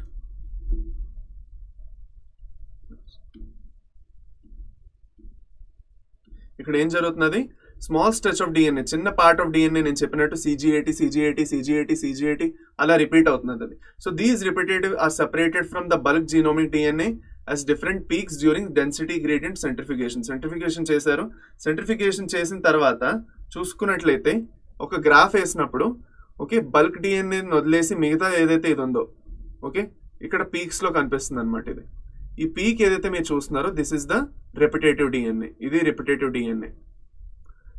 ఏదైతే రెపిటేటివ్ డిఎన్ఏ ఉన్నదో అలా ఇలా పీక్ లా కనిపిస్తుంది అనమాట. అదేం చేస్తారు, సెంట్రిఫికేషన్ డిఎన్ఏ తీసుకుంటారు, మిక్సీలో తిప్పుతారు, అంటే సెంట్రిఫికేషన్ చేస్తారు. చేసిన తర్వాత ఏదైతే ఒక కంప్యూటర్ జనరేటెడ్ గ్రాఫ్ అనేది క్రియేట్ అవుతుంది. బోల్డ్ ప్రాసెస్ అది ఉంది బయోఇన్ఫార్మేటిక్స్ లోని, బయోటెక్ బయోఇన్ఫార్మేటిక్స్ లో. ఆ ప్రాసెస్ తర్వాత ఒక గ్రాఫ్ అనేది క్రియేట్ చేస్తారు. ఆ గ్రాఫ్స్ లో ఎక్కువగా పీక్స్ లో వచ్చేది రెపిటేటివ్ డిఎన్ఏ. దాని నుంచి దాన్ని యాక్చువల్ గా ఎక్కువగా రిఫర్ చేస్తారు. So the bulk DNA forms the major peak and the other small peaks are refer to as satellite DNA. ఇప్పుడు ఇందులోని ఒక్క నిమిషం, చిన్న మిస్టేక్ నేను చేశాను. ఈ బేసిక్ లో బల్క్ డిఎన్ఏ ఏదైతే ఉంటుందో దీని గురించి కొంచెం మనం మాట్లాడుకోవాలి, రండి. సో డిఎన్ఏని ఎప్పుడైతే వీళ్ళు సీక్వెన్స్ చేశారో, డిఎన్ఏని ఏం చేశారో, మన డిఎన్ఏని తీసుకున్నారు, ఓకే, డిఎన్ఏని దాన్ని యాక్చువల్గా ఏం చేశారు, కట్ చేశారు. రెస్ట్రిక్షన్ ఎండో న్యూక్లియసెస్ వాడో ఏం చేశారో కట్ చేశారు, దీన్ని డిఎన్ఏని ప్రాసెస్ చేశారు. చేసిన తర్వాత దీన్ని ఏం చేశారు అంటే దీన్ని సెంట్రిఫ్యూగేషన్ అనేది చేశారు. సెంట్రిఫికేషన్ అంటే మిక్సీలో తిప్పేయడం. సో ఈ మిక్సీలో తిప్పేది ఏదైతే సెంట్రిఫికేషన్ చేశారో, ఓకే, దీన్ని ఎందులో చేశారంటే సీజియం క్లోరైడ్ సీజియం క్లోరైడ్ గ్రేడియంట్లో చేస్తారు. మనం చదువుకున్నాం సీజియం క్లోరైడ్ గ్రేడియంట్ దీనికి వాడతాం. సీజియం క్లోరైడ్ గ్రేడియంట్ గురించి మనం ఆల్రెడీ చదువుకున్నాం, ఈ చాప్టర్లో చదువుకున్నాం. ఈ సీజియం క్లోరైడ్ గ్రేడియంట్ వల్లే మనం యాక్చువల్గా అప్పుడు ఎవరు చేశారు ఇది? డిఎన్ఏ రెప్లికేషన్ ప్రాసెస్లోని చేశారు కదా. డిఎన్ఏ రెప్లికేషన్ కనుక్కుంటున్నప్పుడు ఏదైతే ప్రాసెస్ చేశారో దాంట్లో చేస్తారు. సో న్యూ చైన్ సిలబస్కి MCQs చేయడానికి బుక్స్ రిఫర్ చేయండి. ఓకే డెఫినెట్లీ చేస్తానమ్మా, డోంట్ వరీ. సో ఎప్పుడైతే చేశారో అప్పుడు వాళ్ళు నేను అందులో ఎలా అయితే వచ్చాయో ఇందులో కూడా సీక్వెన్సెస్ని వీళ్ళు ఇలా సపరేట్ చేసినప్పుడు వీళ్ళకి ఇలా కనిపించింది అనమాట. ఓకే, మీద ఒక రీజన్ వచ్చింది, థిక్ రీజన్, కింద పక్క ఒక రీజన్ వచ్చింది.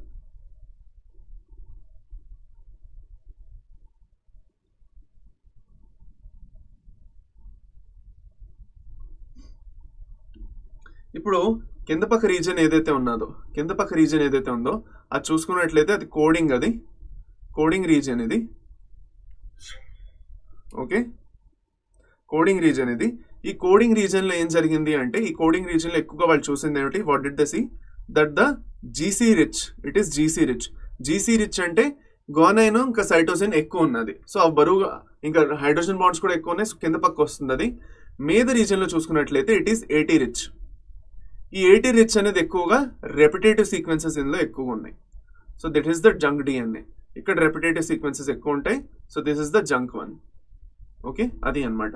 సో ఇప్పుడు వాళ్ళు అనుకున్నారు, ఇవి రెండు వచ్చేసాయి కదా. ఎప్పుడైతే మనం సెంట్రిఫికేషన్ చేసామో, ఓకే, DNA అంతటినీ తీసుకున్నాము, హోల్ ఆఫ్ DNAని తీసుకున్నాము. ఈ DNAని తీసుకున్నప్పుడు మనకి రెండు వచ్చాయి కదా. ఈ రెండిట్లో నుంచి మనం దేన్ని మనం సీక్వెన్స్ చేయాలి అంటే వాళ్ళకి అర్థమైంది AT రిచ్ రీజన్ ఏదైతే ఉందో దాన్ని సీక్వెన్స్ చేయాలి. ఎందుకంటే అందులోనే ఎక్కువ రెపిటేటివ్ సీక్వెన్సెస్ ఉన్నాయి. కోడింగ్ రీజన్లో ఎక్కువ రెపిటేటివ్ సీక్వెన్సెస్ లేవు. ఎందుకు లేవంటే అవి చాలా, ఎందుకంటే కోడింగ్ రీజన్స్లో జీన్స్ ఎక్కువ ఉన్నాయి. జీన్స్లో కంపారిటివ్గా రెపిటేటివ్ సీక్వెన్సెస్ తక్కువ ఉంటాయి అనమాట. అది.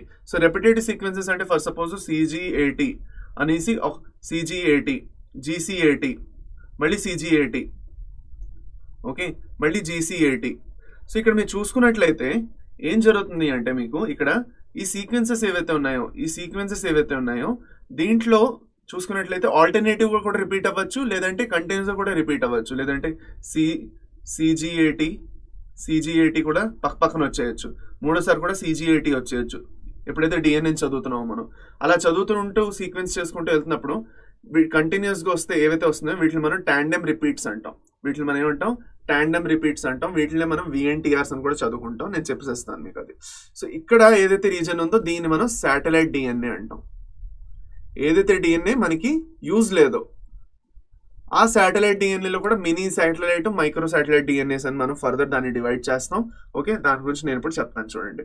సో ఇప్పుడు depending on the base composition, length of the segment, okay, and number of repetitive units, satellite DNA is classified into many categories: microsatellites and mini satellites. These sequences normally do not code for any proteins, but they form a large portion of human genome.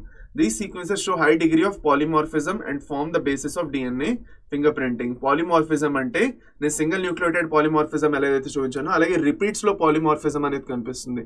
Different types of repeats ఉంటాయి, different number of repeats ఉంటాయి. So there is a difference in the types and different number of repeats. Okay, ఈ tandem repeats ఏవైతే జరుగుతున్నాయో repeats on the basis of type ఉంటుంది. ఎలాంటి type of repeat? CGAT repeat అవుతున్నదా, CGGT repeat అవుతున్నదా అని, ఇంకా ఎన్ని నంబర్ ఆఫ్ టైమ్స్ ఇది రిపీట్ అవుతున్నది. And that will form the base for DNA finger printing.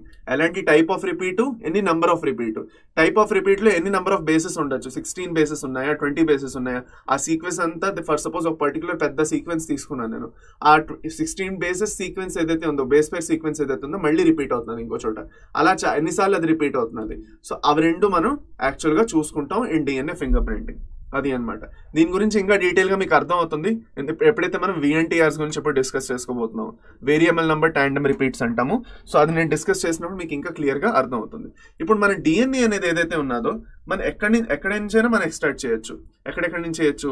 Blood నుంచి చేయొచ్చు, హెయిర్ ఫాలికల్స్ ఉంటాయి దాని నుంచి చేయొచ్చు, స్కిన్ నుంచి చేయొచ్చు, బోన్ నుంచి చేయొచ్చు, సెలైవా నుంచి చేయొచ్చు, స్పామ్ నుంచి చేయొచ్చు, ఎక్కడి నుంచైనా చేయొచ్చు. సో ఇవన్నీ సోర్సెస్ ఉన్నాయి కాబట్టి ఎక్కడి నుంచి అయినా ఎందులో అయినా ఒక పర్టికులర్ సెల్లోని DNA కంటెంట్ అనేది దొరికిపోతుంది కాబట్టి వీటన్నిటిలోని చేయొచ్చు. ఇప్పుడు DNA పాలిమార్ఫిజం గురించి కొంచెం మనం డిస్కస్ చేసుకోబోతున్నాం. చూడండి, ఇక్కడ నేను మీకు చూపించాను.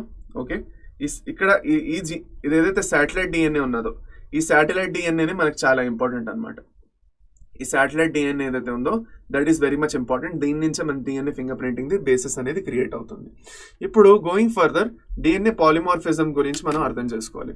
డిఎన్ఏ పాలిమార్ఫిజం నేను ఎలాగైతే సింగిల్ న్యూక్లియోటైడ్ పాలిమార్ఫిజం చెప్పానో, బేసిక్గా డిఎన్ఏ పాలిమార్ఫిజం అంటే ఏదైతే జెనెటిక్ లెవెల్లో వేరియేషన్స్ అనేవి జరుగుతాయో. ఇప్పుడు ఫర్ సపోజ్ రమేష్, మహేష్, సురేష్ది నేను ముగ్గురిది చూపించాను. If you see here just a minute, నేను వెనకాలకి వెళ్తున్నాను చూడండి. ఇక్కడ చూడండి, ఐ షోడ్ యూ దట్ ఈ ముగ్గురిది ఏదైతే చేంజెస్ ఉన్నాయో, రమేష్ అవనండి, మహేష్ అవనండి, సురేష్ అవనండి, వీళ్ళలో చేంజ్ అనేది సింగిల్ బేస్ పేర్లో వచ్చింది, సింగిల్ బేస్ న్యూక్లియోటైడ్లో వచ్చింది. ఇది ఎందుకు వచ్చిందంటే due to mutations at genetic level, variation అనేది జరుగుతున్నది, అవునా కాదా? ఇప్పుడు ఇది ఏదైతే జరిగిందో ఇది కోడింగ్ రీజియన్లో జరిగింది, నాన్ కోడింగ్ రీజియన్లో జరిగింది, దాన్ని మనం సింగిల్ న్యూక్లియోటైడ్ పాలిమార్ఫిజం అన్నాం. కాకపోతే ఏదైతే శాటిలైట్ డిఎన్ఏ ఉందో అది యాక్చువల్గా నాన్ కోడింగ్ రీజియన్, దాంతో మనకి జంక్ డిఎన్ఏ అది అంటాం దాన్ని, దాంతో మనకి ఎలాంటి ఉపయోగం లేదు. అక్కడ జరిగిన చేంజెస్ ఏవైతే ఉన్నాయో, లార్జ్ లెవెల్ చేంజెస్ అక్కడ ఏవైతే జరుగుతుంటాయో, అది జరిగినాక మనకు పెద్దగా తెలీదు, అది లార్జ్ లెవెల్ చేంజెస్ని మనం DNA polymorphism in a whole, as a whole DNA polymorphism అంటాం. ఆ డిఎన్ఏ పాలిమార్ఫిజంలో ఏం జరుగుతున్నది అంటే, ఫర్ సపోజ్ ఇప్పుడు నా పేరెంట్స్లో లేదంటే ఎవరి పేరెంట్స్లో అయినా పర్టికులర్లీ మ్యూటేషన్ అనేది జరిగింది అనుకోండి, ఆ మ్యూటేషన్స్ అనేవి ఇన్హెరిట్ అవుతున్నాయి అనుకోండి. ఫర్ సపోజ్ పేరెంట్ ఉన్నారు, let us say that is a parent, okay. పేరెంట్లోని డిఎన్ఏ సీక్వెన్స్ ఏముంటుంది, CG80 ఉండేది, ఓకే. కానీ ఎప్పుడైతే సెల్లోని డిఎన్ఏ రెప్లికేషన్ జరుగుతున్నప్పుడు ఏదో జరుగుతున్నప్పుడు ఏం జరిగింది, ఇక్కడ మ్యూటేషన్ అనేది జరిగిపోయింది. మ్యూటేషన్ అనేది జరిగి CG80 జాగాలో ఏం వచ్చేసింది, CGAC అని వచ్చేసింది. ఈ CGAC ఏదైతే జరిగిందో ఇది ఎక్కడ జరిగింది, ఈ మ్యూటేషన్ సొమాటిక్ సెల్లో జరిగితే ఎలాంటి ఉపయోగం లేదు. There is no use if this mutation is happening in somatic cell in the junk DNA, even if it is in the junk DNA, దాంతో పెద్ద యూజ్ లేదు, ఎందుకంటే అది నెక్స్ట్ జనరేషన్కి వెళ్ళట్లేదు. But if it is happening in the germ cell like sperm or ova, germ cell లేదంటే sperm or ఓవాలో జరిగిందంటే the same sequence will go to the offspring. Offspring ఏదైతే ఉన్నారో, పిల్లలు ఏదైతే ఉన్నారో, పిల్లల్లో కూడా సేమ్ సీక్వెన్స్ అనేది మళ్ళీ అలాగే వెళ్ళిపోతుంది, CG80 CGAC అనేది వెళ్ళిపోతుంది. అర్థమైందా? సో ఈ సీక్వెన్స్ అనేది ఇక్కడ రిపీట్ అవుతాయి. And this will form the base for DNA finger printing. అంటే ఎప్పుడైతే పెటర్నల్ డిస్ప్యూట్స్ వస్తాయో, ఇప్పుడు ఫర్ సపోజ్ మీరు న్యూస్ చూసుంటారు, ఒక మినిస్టర్ని అక్యూజ్ చేస్తారు, సడన్గా ఒకళ్ళు వచ్చి చెప్తారు ఆ మినిస్టరే మా నాన్న, ఓకే, నాకు ఇప్పుడే తెలిసింది అది, నేను పెటర్నిటీ డిస్ప్యూట్ అనేది ఉన్నది, పెటర్నిటీ టెస్ట్ చేయించాలి, అప్పుడు నేను ప్రూవ్ చేస్తాను that minister is my father అనేసి. అది అన్నమాట. అలా బోల్డని కేసెస్ వస్తాయి. అప్పుడు ఏం చేస్తారంటే ఆ మినిస్టర్ ది డిఎన్ఏ తీసుకుంటారు, ఆఫ్ స్ప్రింగ్ ది డిఎన్ఏ, ఎవరైతే క్లెయిమ్ చేస్తున్నారో that minister is my father or that person is my mother అనేసి, వాళ్ళిద్దరిది డిఎన్ఏ తీసుకుంటారు, దాన్ని సీక్వెన్సింగ్ చేస్తారు. ఆ సీక్వెన్సింగ్లోని కొన్ని ప్యాటర్న్స్ అనేవి రిపీట్ అవుతాయి. Even parent and offspring of same pattern repeat అవుతుంది. ఆ ప్యాటర్న్ రిపీట్ అయినప్పుడు తెలిసిపోతుంది అనమాట that the parent and offspring they are connected genetically. అది అనమాట. ఎవరు ప్లీజ్ రిప్లై ఎనీవన్ అంట, క్వశ్చన్ అడగకుండానే రిప్లై అంటున్నారు. ఏంటమ్మా వెంకటయ్య అదేపు, మీ క్వశ్చన్ అంటే చెప్తారా ఫస్ట్? క్వశ్చన్ అడగకుండా ప్లీజ్ రిప్లై ఎనీవన్ అంటే ఏం రిప్లై చేయాలి మీకు?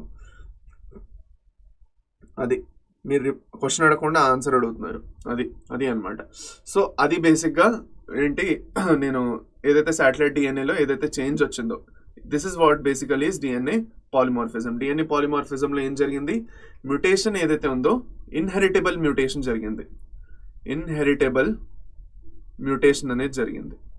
సో నేను ఇది ఒక చిన్న కేస్ ఎగ్జాంపుల్ ఇచ్చి చెప్పాను. So there are lot of case examples that we can take to understand this. For suppose కొన్ని నంబర్ ఆఫ్ సీక్వెన్సెస్ బట్టి ఈ CG80 ఎన్నిసార్లు రిపీట్ అవుతున్నది దాన్ని బట్టి కూడా అవ్వచ్చు. ఇప్పుడు ఈ CG80 అనేది ఫర్ సపోజ్ నేను మీకు వేరియబుల్ నెంబర్ టాండమ్ రిపీట్స్ చెప్పినప్పుడు నేను ఇంకా బాగా ఎక్స్ప్లెయిన్ చేస్తాను. So keep waiting for that. ఇప్పటి వరకు అందరికీ అర్థమైంది కదా? ఓకే, కొంచెం ముందుకు వెళ్దాం. ఇప్పుడు నేను మీకు చెప్తాను.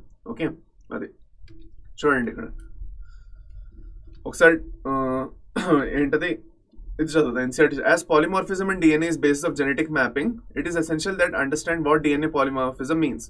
Polymorphism is variation at genetic level arises due to mutations. Okay, new mutations may arise in individual either in somatic or germ cells. కానీ germ cells లో అయితేనే మాత్రం మనకి అది ముందుకెళ్తుంది. If the germ cell mutation does not seriously impair individual's ability to have offspring, అంటే నార్మల్గా germ సెల్లోని ఆ మ్యూటేషన్, ఆ పాయింట్ మ్యూటేషన్ చిన్నది ఏదైతే జరిగిందో, లేదంటే ఎలాంటి మ్యూటేషన్ జరిగినా అది ఫస్ట్ సపోజ్ జంక్ డిఎన్ఏలో జరిగింది, కోడింగ్ రీజన్లో జరగలేదు, నాన్ కోడింగ్ రీజన్లో జరిగిందంటే ఆ పర్టికులర్ ఇండివిజువల్ ఆఫ్ స్ప్రింగ్ అంటే రీప్రొడక్షన్కి ఎలాంటి ప్రాబ్లం అవ్వదు. బట్ ఆ మ్యూటేషన్ అనేది ట్రాన్స్మిట్ గ్యారంటీగా అవుతుంది, ఒక జనరేషన్ ఇంకో జనరేషన్ గ్యారంటీగా వెళ్తుంది. Okay, so the sequence of variation ఇక్కడ చూడండి. ఓకే, 0.01 కన్నా ఫ్రీక్వెన్సీ తక్కువలో ఇది జరుగుతూ ఉంటుంది. చూడండి, the sequence had traditionally been described as DNA polymorphism if more than one allele at a locus occurs in human population with frequency 0.01%. అంటే అంత తక్కువ పర్సెంటేజ్ ఫ్రీక్వెన్సీలోని మ్యూటేషన్స్ అవి జరుగుతూ ఉంటాయి. And this will keep happening at a regular frequency. So if inheritable mutation is observed, దాన్ని మనం DNA polymorphism అనేసి అంటామని చెప్తున్నాం అంతే. సో ఏం జరుగుతుందంటే బేసిక్గా మ్యూటేషన్స్ అనేవి జనరేషన్ ఆఫ్టర్ జనరేషన్ దీనివల్ల ఏమొస్తుంది, వేరియేషన్ అనేది వస్తుంది. ఆ పాలిమార్ఫిజం వల్ల ఏమవుతున్నది, ఒక వేరియేషన్ అనేది వస్తున్నది. సో ఆ పర్టికులర్ ఫ్యామిలీ మెంబర్స్ లోనే ఆ వేరియేషన్ చూడడం జరుగుతుంది. ఇంకో ఫ్యామిలీ మెంబర్స్ లో, ఇంకో ఫ్యామిలీ లీనియేజ్ లో ఇప్పుడు మీరు జెనెటిక్ ట్రీ తీసారు అంటే ఆ పర్టికులర్ ఫ్యామిలీ లీనియేజ్ లో ఆ పర్టికులర్ సీక్వెన్స్ అనేది వేరియేషన్ అనేది కనిపించడం జరుగుతుంది. From grandfather to son, from son to grandson, అది మనం చూడడం అనేది చూస్తాం. అది అన్నమాట. So keep going further and will understand it more better way. Okay, అది అన్నమాట. రండి, ఇప్పుడు మనం డిఎన్ఏ ఫింగర్ ప్రింటింగ్ లోని ప్రాసెస్ ఎలా చేస్తారు అన్నది డిస్కస్ చేసుకుందాం. రండి, ఏం చేస్తారు డిఎన్ఏ ఫింగర్ ప్రింటింగ్ లో. సో ఫస్ట్ ఏం చేస్తారు, క్రైమ్ సీన్కి వెళ్తారు. ఓకే, సో క్రైమ్ సీన్కి వెళ్ళి ఏం చేస్తారు అంటే దే విల్ ఫస్ట్ చూస్తారు ఫింగర్ ప్రింట్స్ ఏమైనా ఉన్నాయని. అలాగో fingerprints most of the time కనిపించకపోవచ్చు. సో అప్పుడు హెయిర్ది ఏమైనా దొరికింది, హెయిర్ ఏమైనా ఉందా, లేదంటే ఎలాంటిదైనా సెలైవరీ ఏదైనా ఉందా, లేదంటే బ్లడ్ ఉన్నదా, బ్లడ్ స్టెయిన్స్ ఏమైనా ఉన్నాయా. ఓకే, క్రిమినల్దే విక్టిమ్దే కాకుండా, విక్టిమ్ ఎవరైనా చనిపోయి ఉన్నారు, మర్డర్ జరిగింది, సో విక్టిమ్దే కాకుండా క్రిమినల్ కూడా ఏమైనా బ్లడ్ స్పాటర్స్ లేదంటే స్టెయిన్స్ ఏమైనా ఉన్నాయా, వాటిని తీసి వాటిని అనలైజ్ చేయడం స్టార్ట్ చేస్తారు. సో వాటి నుంచి ఫస్ట్ డిఎన్ఏని ఐసోలేట్ చేస్తారు, డిఎన్ఏని డైజెస్ట్ చేస్తారు యూజింగ్ రెస్ట్రిక్షన్ ఎండోన్యూక్లియసెస్. దాని తర్వాత జెల్ ఎలక్ట్రోఫోరెసిస్ చేసి డిఎన్ఏ ఫ్రాగ్మెంట్స్ని ఇలా సపరేట్ చేస్తారనమాట జెల్ మీద. సో మనకు తెలుసు జెల్లో పెద్ద ఫ్రాగ్మెంట్స్ కిందకి వెళ్ళిపోతాయి. ఓకే, ఇక్కడే ఉండిపోతాయి. ఇక్కడ నుంచి నేను మైనస్ ఫస్ట్ సపోజ్ డిఎన్ఏ అనేది నెగిటివ్లీ ఛార్జ్, సో నేను పాజిటివ్ ఛార్జ్ పక్క పంపించాను, నెగిటివ్ ఛార్జ్ నుంచి అంటే పెద్ద ఫ్రాగ్మెంట్స్ ఇక్కడే ఉండిపోతాయి, చిన్న ఫ్రాగ్మెంట్స్ ముందుకు వెళ్తాయి. అవునా కాదా. So DNA fragments different jeans అనేవి దీన్ని బట్టి సపరేట్ అయిన తర్వాత నేను ఏం చేస్తానంటే బ్లాటింగ్ టెక్నిక్ ఒకటి చేస్తాను. సదరన్ బ్లాటింగ్ టెక్నిక్ అనేసి ఒక బ్లాటింగ్ టెక్నిక్ ఉంటుంది. ఆ బ్లాటింగ్ టెక్నిక్ లో ఏం చేస్తామంటే ఏదైతే డిఎన్ఏ ప్యాటర్న్స్ క్రియేట్ అయ్యాయో ఆ ప్యాటర్న్స్ అనేవి ఆ బ్లాట్ మీద కాపీ అవుతాయి ఇలాగా. సో ఇలా కాపీ చేయడం జరుగుతుంది యూజింగ్ నైట్రోసెల్యులోస్ ఆర్ నైలాన్ మెంబ్రేన్ ని యూజ్ చేస్తారు. ఇది అది అన్నమాట. Okay fine. సో ఇది అయిపోయిన తర్వాత లాస్ట్ లోని హైబ్రిడైజ్ డిఎన్ఏ ఫ్రాగ్మెంట్స్ ఏవైతే ఉన్నాయో ఆటో రేడియోగ్రఫీ త్రూగా డిటెక్ట్ చేస్తారు. సో దీంట్లో ఏం చేస్తారంటే కొన్ని ప్రోబ్స్ ని యూజ్ చేస్తారు. ప్రోబ్స్ అంటే డిఎన్ఏ ప్రోబ్స్ బేసికల్లీ ఏముంటాయంటే they are radioactive probes. For suppose మన దగ్గర ఒక డిఎన్ఏది సీక్వెన్స్ ఇలా ఉన్నది అనుకోండి, దాని సీక్వెన్స్ ACCT అని ఉన్నది. ఓకే, సో ఈ ప్రోబ్ ఏదైతే ఉన్నదో it will be radio active. ఆ రేడియో యాక్టివ్ ప్రోబ్ ఇలా వెళ్తుంది దాని దగ్గరికి వెళ్ళి బైండింగ్ అనేది చేస్తుంది. సో దానికి అగేన్స్ట్ గా ఉంటుంది దాని సీక్వెన్స్ కూడాను. దాని సీక్వెన్స్ ఎలా ఉంటుంది, ఫర్ సపోజ్ చూసుకున్నట్లయితే ఏకి T, Cకి G, A, TGG అనేసి ఉంటుంది. So this is the radio active probe అనమాట. సో ఈ ప్రోబ్ అనేది ఆటో రేడియోగ్రఫీ ఎప్పుడైతే చేస్తామో ఇలాగా ఎత్తి కనిపిస్తుంది అనమాట, లైట్ వెలిగినట్టు అనమాట అది. So that is how we actually detected. So ఈ సదరన్ ప్లాటింగ్ తర్వాత ఈ ప్రాసెస్ చేస్తారు. సో ఇవన్నీ చేసిన తర్వాత వీళ్ళు VNTRs అనేవి కనిపెడతారు. సో నేను మీకు ఇప్పుడే చెప్పాను శాటిలైట్ డిఎన్ఏ ఏదైతే ఉందో, మన శాటిలైట్ డిఎన్ఏ ఏదైతే ఉందో శాటిలైట్ డిఎన్ఏలోని 2 టైప్స్ ఉన్నాయి, మినీ శాటిలైట్స్, మైక్రో శాటిలైట్స్ అని నేను చెప్పాను ఇక్కడ. Okay, microsatellites, minisatellites. ఈ మినీ శాటిలైట్స్ లోని మనకి ఈ శాటిలైట్ డిఎన్ఏ ఒక type VNTR, variable number tandem repeats. Variable number of tandem repeats. ఈ variable number of tandem repeats అంటే ఏంటి, ఫర్ సపోజ్ నా దగ్గర 3 శాంపిల్స్ ఉన్నాయనుకోండి. ఈ 3 శాంపిల్స్ లోని మనం చూసుకున్నట్లయితే short tandem repeats. Short tandem నేను చెప్పాను CG80 అంటే ఇక్కడ ఏం చూపించారు, గాటా అని చూపించారు. ఒక పర్టికులర్ పర్సన్ ది శాంపుల్ 1 తీసుకున్నాం. వాళ్ళలోని ఈ పర్టికులర్ సీక్వెన్స్ ఏదైతే ఉందో GATA సీక్వెన్స్ గురించి మనం మాట్లాడుతున్నాం ఇక్కడ. Let us talk about this sequence here. In this example we are talking about the sequence of GATA. ఈ పర్టికులర్ సీక్వెన్స్ అనేది ఎన్నిసార్లు రిపీట్ అవుతున్నదో దాన్ని బట్టి పర్సన్ టు పర్సన్ మారుతుంది. సో ఒక పర్సన్ లో చూసుకున్నట్లయితే 8 సార్లు రిపీట్ అవుతున్నది, ఒక శాంపుల్లో 8 సార్లు రిపీట్ అవుతున్నది, ఇంకో శాంపుల్లో 9 సార్లు రిపీట్ అవుతున్నది, ఇంకో శాంపుల్ 10 సార్లు రిపీట్ అవుతుంది. So this will act as a finger print.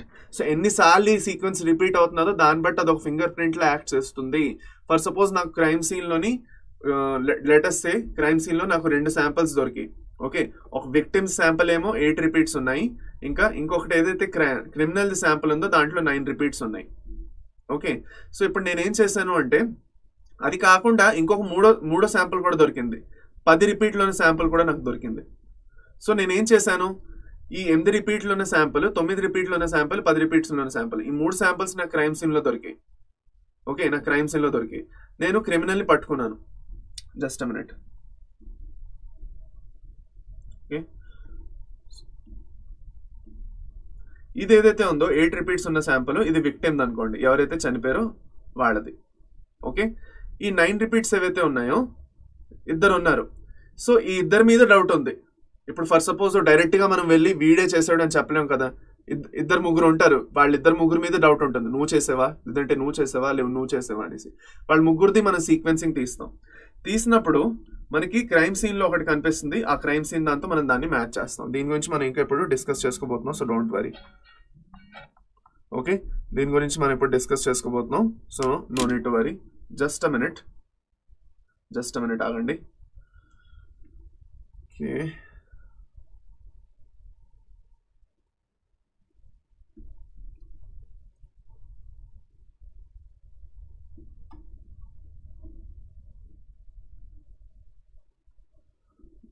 Just minute. Okay, సరే. సో ఫర్ సపోజ్ నేను ఇది ఒక ఎగ్జాంపుల్గా మీకు చూపిస్తాను, చూడండి. Let us take an example here. ఇక్కడ ఏం చేస్తారంటే చూడండి, మనకి క్రైమ్ సీన్లోని పర్టికులర్గాను ఒక శాంపుల్ దొరికింది, శాంపుల్ సి అనేది దొరికింది. ఓకే, మనకి 2 ఇండివిజువల్స్ మీద డౌట్స్ ఉన్నాయి. ఇండివిజువల్ ఏ మీద డౌట్ ఉంది, ఇండివిజువల్ బి మీద డౌట్ ఉంది మనకి. ఓకేనా, సో ఇండివిజువల్ ఏ ఇంకా ఇండివిజువల్ బి ఇద్దరి మీద డౌట్ ఉంది. సో అందరిది డిఎన్ఏ శాంప్లింగ్ అది సీక్వెన్సింగ్ అనేది మనం చేసాం. సో జస్ట్ 1 minute ఛాంపియన్స్, ఒక్క నిమిషం అందరికందరూ ఉండండి, ఒక చిన్న కాల్ వచ్చింది, తీసుకొని వస్తాను.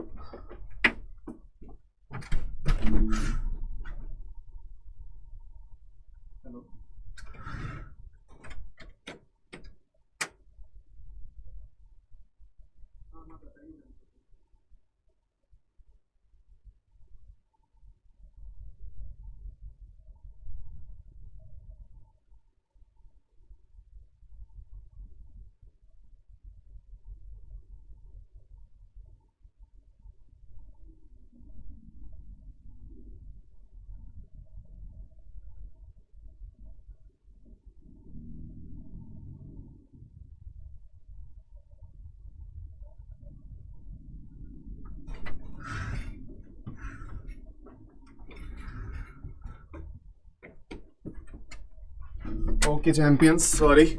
ఓకే, సో ఏదో ఒక చిన్న ఇంపార్టెంట్ కాల్ ఉండేది, sorry for that. Okay, just a minute, now we are back. Okay, సరే.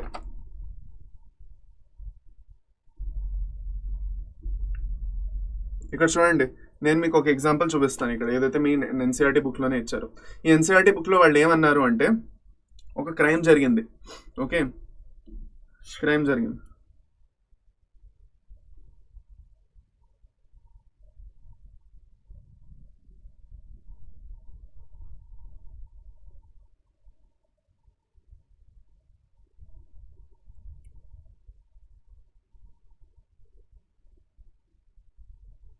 Just a minute.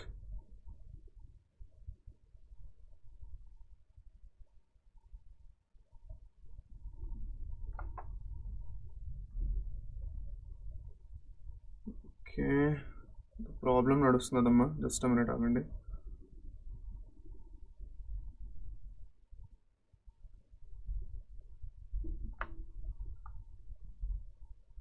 అందరికీ నా వాయిస్ క్లియర్గా వినిపిస్తున్నదా? అందరికీ నా వాయిస్ అనేది క్లియర్గా వినిపిస్తున్నదా? ఓకేనా? ఓకే, చిన్న విషయం ఏదో ప్రాబ్లం నడుస్తున్నది, చూడండి. సో ఫస్ట్ సపోజ్ నేను ఏం చేశాను, let us take an example. Just a minute. Okay, నేను ఒక పని చేశాను, చూడండి ఇక్కడ. ఓకే, నేను లెట్ us సే ఇందులో ఎవరిదో ఒకళ్ళ పేరు తీసుకుందాం.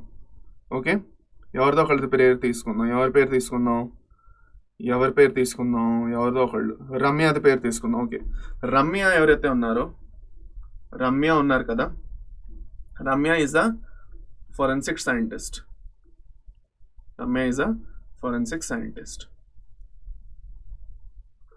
సో రమ్య ఏం చేస్తారంటే క్రైమ్ సీన్లో ఉన్న ఏవైతే శాంపుల్స్ దొరుకుతాయో దాన్ని అనలైజ్ చేసి క్రిమినల్ని పట్టుకోవడానికి హెల్ప్ చేస్తున్నారు. డైరెక్ట్గా వెళ్ళి క్రిమినల్ని పట్టుకోవట్లేదు. ఇక్కడ సిఐడి లాంటి సిచ్యువేషన్ అనమాట, ఆలోచించుకోండి. ఓకే, సో ఈ ఫోరెన్సిక్ సైంటిస్ట్ రమ్య ఏం చేశారంటే ఒక క్రైమ్ సీన్కి వెళ్ళారు. అక్కడ చూస్తే she saw that the victim is dead. The victim is a lady. Okay, the victim is a lady. Okay, ఒక ఫీమేల్ అనమాట. ఈ ఫీమేల్ విక్టిమ్ చనిపోయి ఉన్నారు. ఓకే, మర్డర్ అనేది జరిగిందనేసి కన్ఫర్మ్ చేసుకోవడానికి ట్రై చేస్తున్నారు. సో ఈ విక్టిమ్ ఇద్దరితో రిలేటెడ్ అయి ఉన్నారు. ఒకళ్ళు అతని హస్బెండ్తో, ఆవిడేమో హస్బెండ్తో రిలేట్ అయి ఉన్నారు. ఓకే, ఒక చిన్న స్టోరీ లాంటి డిస్కస్ చేసుకుంటున్నామంటే. ఇంకోటి she has another friend. Okay, ఆవిడకు ఒక ఫ్రెండ్ ఉన్నారు, ఇంకొక హస్బెండ్ ఉన్నారు అనమాట. ఇప్పుడు ఈ ఫ్రెండ్ ఎవరైతే ఉన్నారో ఈ friend she's a female friend. ఈ ఫ్రెండ్ పేరు కూడా ఒకటి చెప్పేస్తాను. Okay, let us say the name of the friend is, let us say friend పేరు ఏం చెప్పచ్చు. లెట్ us say ఫ్రెండ్ పేరు ఏదో, అందరూ ఎవరు ఫీల్ అయిపోకూడదు అనమాట. దీంట్లో ఎవరు ఫీల్ అవ్వకూడదు. ఎవరి పేరు తీసుకోవచ్చు? సార్ నేను నా పేరు తీసుకుంటే నేను ఫీల్ అవ్వను అని అన్న వాళ్ళు ఎవరైతే ఉన్నారో వాళ్ళే చెప్పాలన్నమాట. ఓకే, హస్బెండ్ కూడా పేరు చెప్తాను, వీళ్ళది కూడా పేరు చెప్తాను. ఎవరి పేరు తీసుకోవచ్చో చెప్పండి. నేను ఫీల్ అవ్వను, నా పేరు తీసుకున్నా అంటే మీ పేరు తీసుకుంటాను. ఇప్పుడు రమ్య పేరు ఫోరెన్సిక్ సైంటిస్ట్గా తీసుకున్నా. అలాగే ఇంకెవరిదైనా నేను పేరు తీసుకుంటాను. హస్బెండ్ కింద పేరు ఒకటి, ఇంకా ఇంకోటి ఏంటి, ఫ్రెండ్ పేరు ఒకటి. ఓకే, సో ఎవరున్నారు? ఎవరు చెప్తారు? ఎవరి పేరు తీసుకోమంటారు? త్వరగా చెప్పండి, మీరే చెప్పాలి త్వరగా.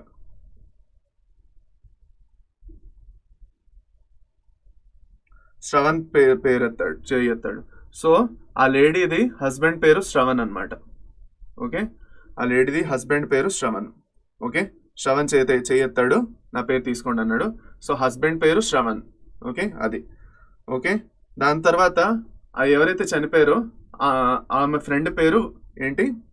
వాణి. ఓకే, వాణి పేరు తీసుకోండి సార్, పర్వాలేదు అన్నారు. ఓకే, సో వాణి. సో ఇప్పుడు మనకి డౌట్ ఇద్దరి మీద ఉంది. శ్రవణ్ మీద డౌట్ ఉంది, వాణి మీద డౌట్ ఉంది, ఇద్దరి మీద డౌట్ ఉంది. ఇద్దరితోని చాలా రిలేటెడ్.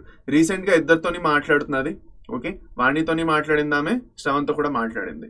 ఓకే, కానీ తెలిసింది ఏమిటి, ఇప్పుడు ప్రాబ్లం ఏంటంటే శ్రవణ్ చనిపోయాడా వాణి చనిపోయారా తెలియదు. డౌట్ మనకి ఇద్దరి మీద ఉంది. అయితే ఎప్పుడైతే రమ్య చాలా రీసెర్చ్ చేశారో, ఫోరెన్సిక్ సైట్ ఎక్కడైతే మర్డర్ జరిగిందో అక్కడికి వెళ్ళారు. అక్కడ వెతికి ఒక చిన్న హెయిర్ శాంపిల్ అనేది కనిపెట్టారు. ఓకే, చిన్న హెయిర్ శాంపిల్ అనేది దొరికింది. ఈ చిన్న హెయిర్ శాంపిల్ ఏదైతే దొరికిందో ఈ హెయిర్ శాంపిల్తో ఆమె ఏం చేశారు, డిఎన్ఏ సీక్వెన్సింగ్ అనేది చేశారు. ఈ సీక్వెన్సింగ్లో ఆవిడ విఎన్టీఆర్స్ ఏవైతే ఉన్నాయో, వేరియబుల్ నెంబర్ టాండమ్ రిపీట్స్ ఏవైతే ఉన్నాయో అవి యాక్చువల్గా ఎక్కువగా వాటిని సీక్వెన్స్ చేసి వాటిని కనిపెట్టారు. చేసిన తర్వాత ఓకే ఏం జరిగింది అంటే, ఫర్ సపోజ్ ఇప్పుడు వాణిది సీక్వెన్స్లోని సిజిఏటి 7 times రిపీట్ అవుతున్నది. శ్రవణ్ దగ్గర అదే సిజిఏటి సీక్వెన్స్ ఏదైతే ఉందో అది 10 times రిపీట్ అవుతున్నది. Let us take that example. CGAT sequence ఇక్కడ వాణి దగ్గర 7 times రిపీట్ అవుతాయి, శ్రవణ్ దగ్గర 10 times రిపీట్ అవుతున్నది. ఇప్పుడు ఏం చేశారు అంటే, ఆ హెయిర్ శాంపుల్ ఎవరిది అవ్వచ్చు అంటే మ్యాక్సిమం ఎవరైతే క్రిమినల్ ఉన్నారో వాళ్ళదే అవ్వచ్చు అనేసి అనుకున్నారు. ఓకే, సో అలా చేసినప్పుడు ఏం జరిగిందంటే, క్రైమ్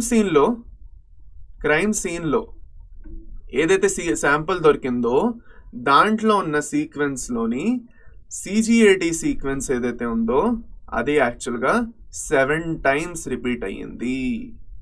7 times రిపీట్ అయ్యింది. సో ఇప్పుడు మీరు చెప్పండి, who is the culprit, who is the murderer? ఎవరు యాక్చువల్గా చంపారు చెప్పండి. ఎవరు యాక్చువల్గా చంపారు?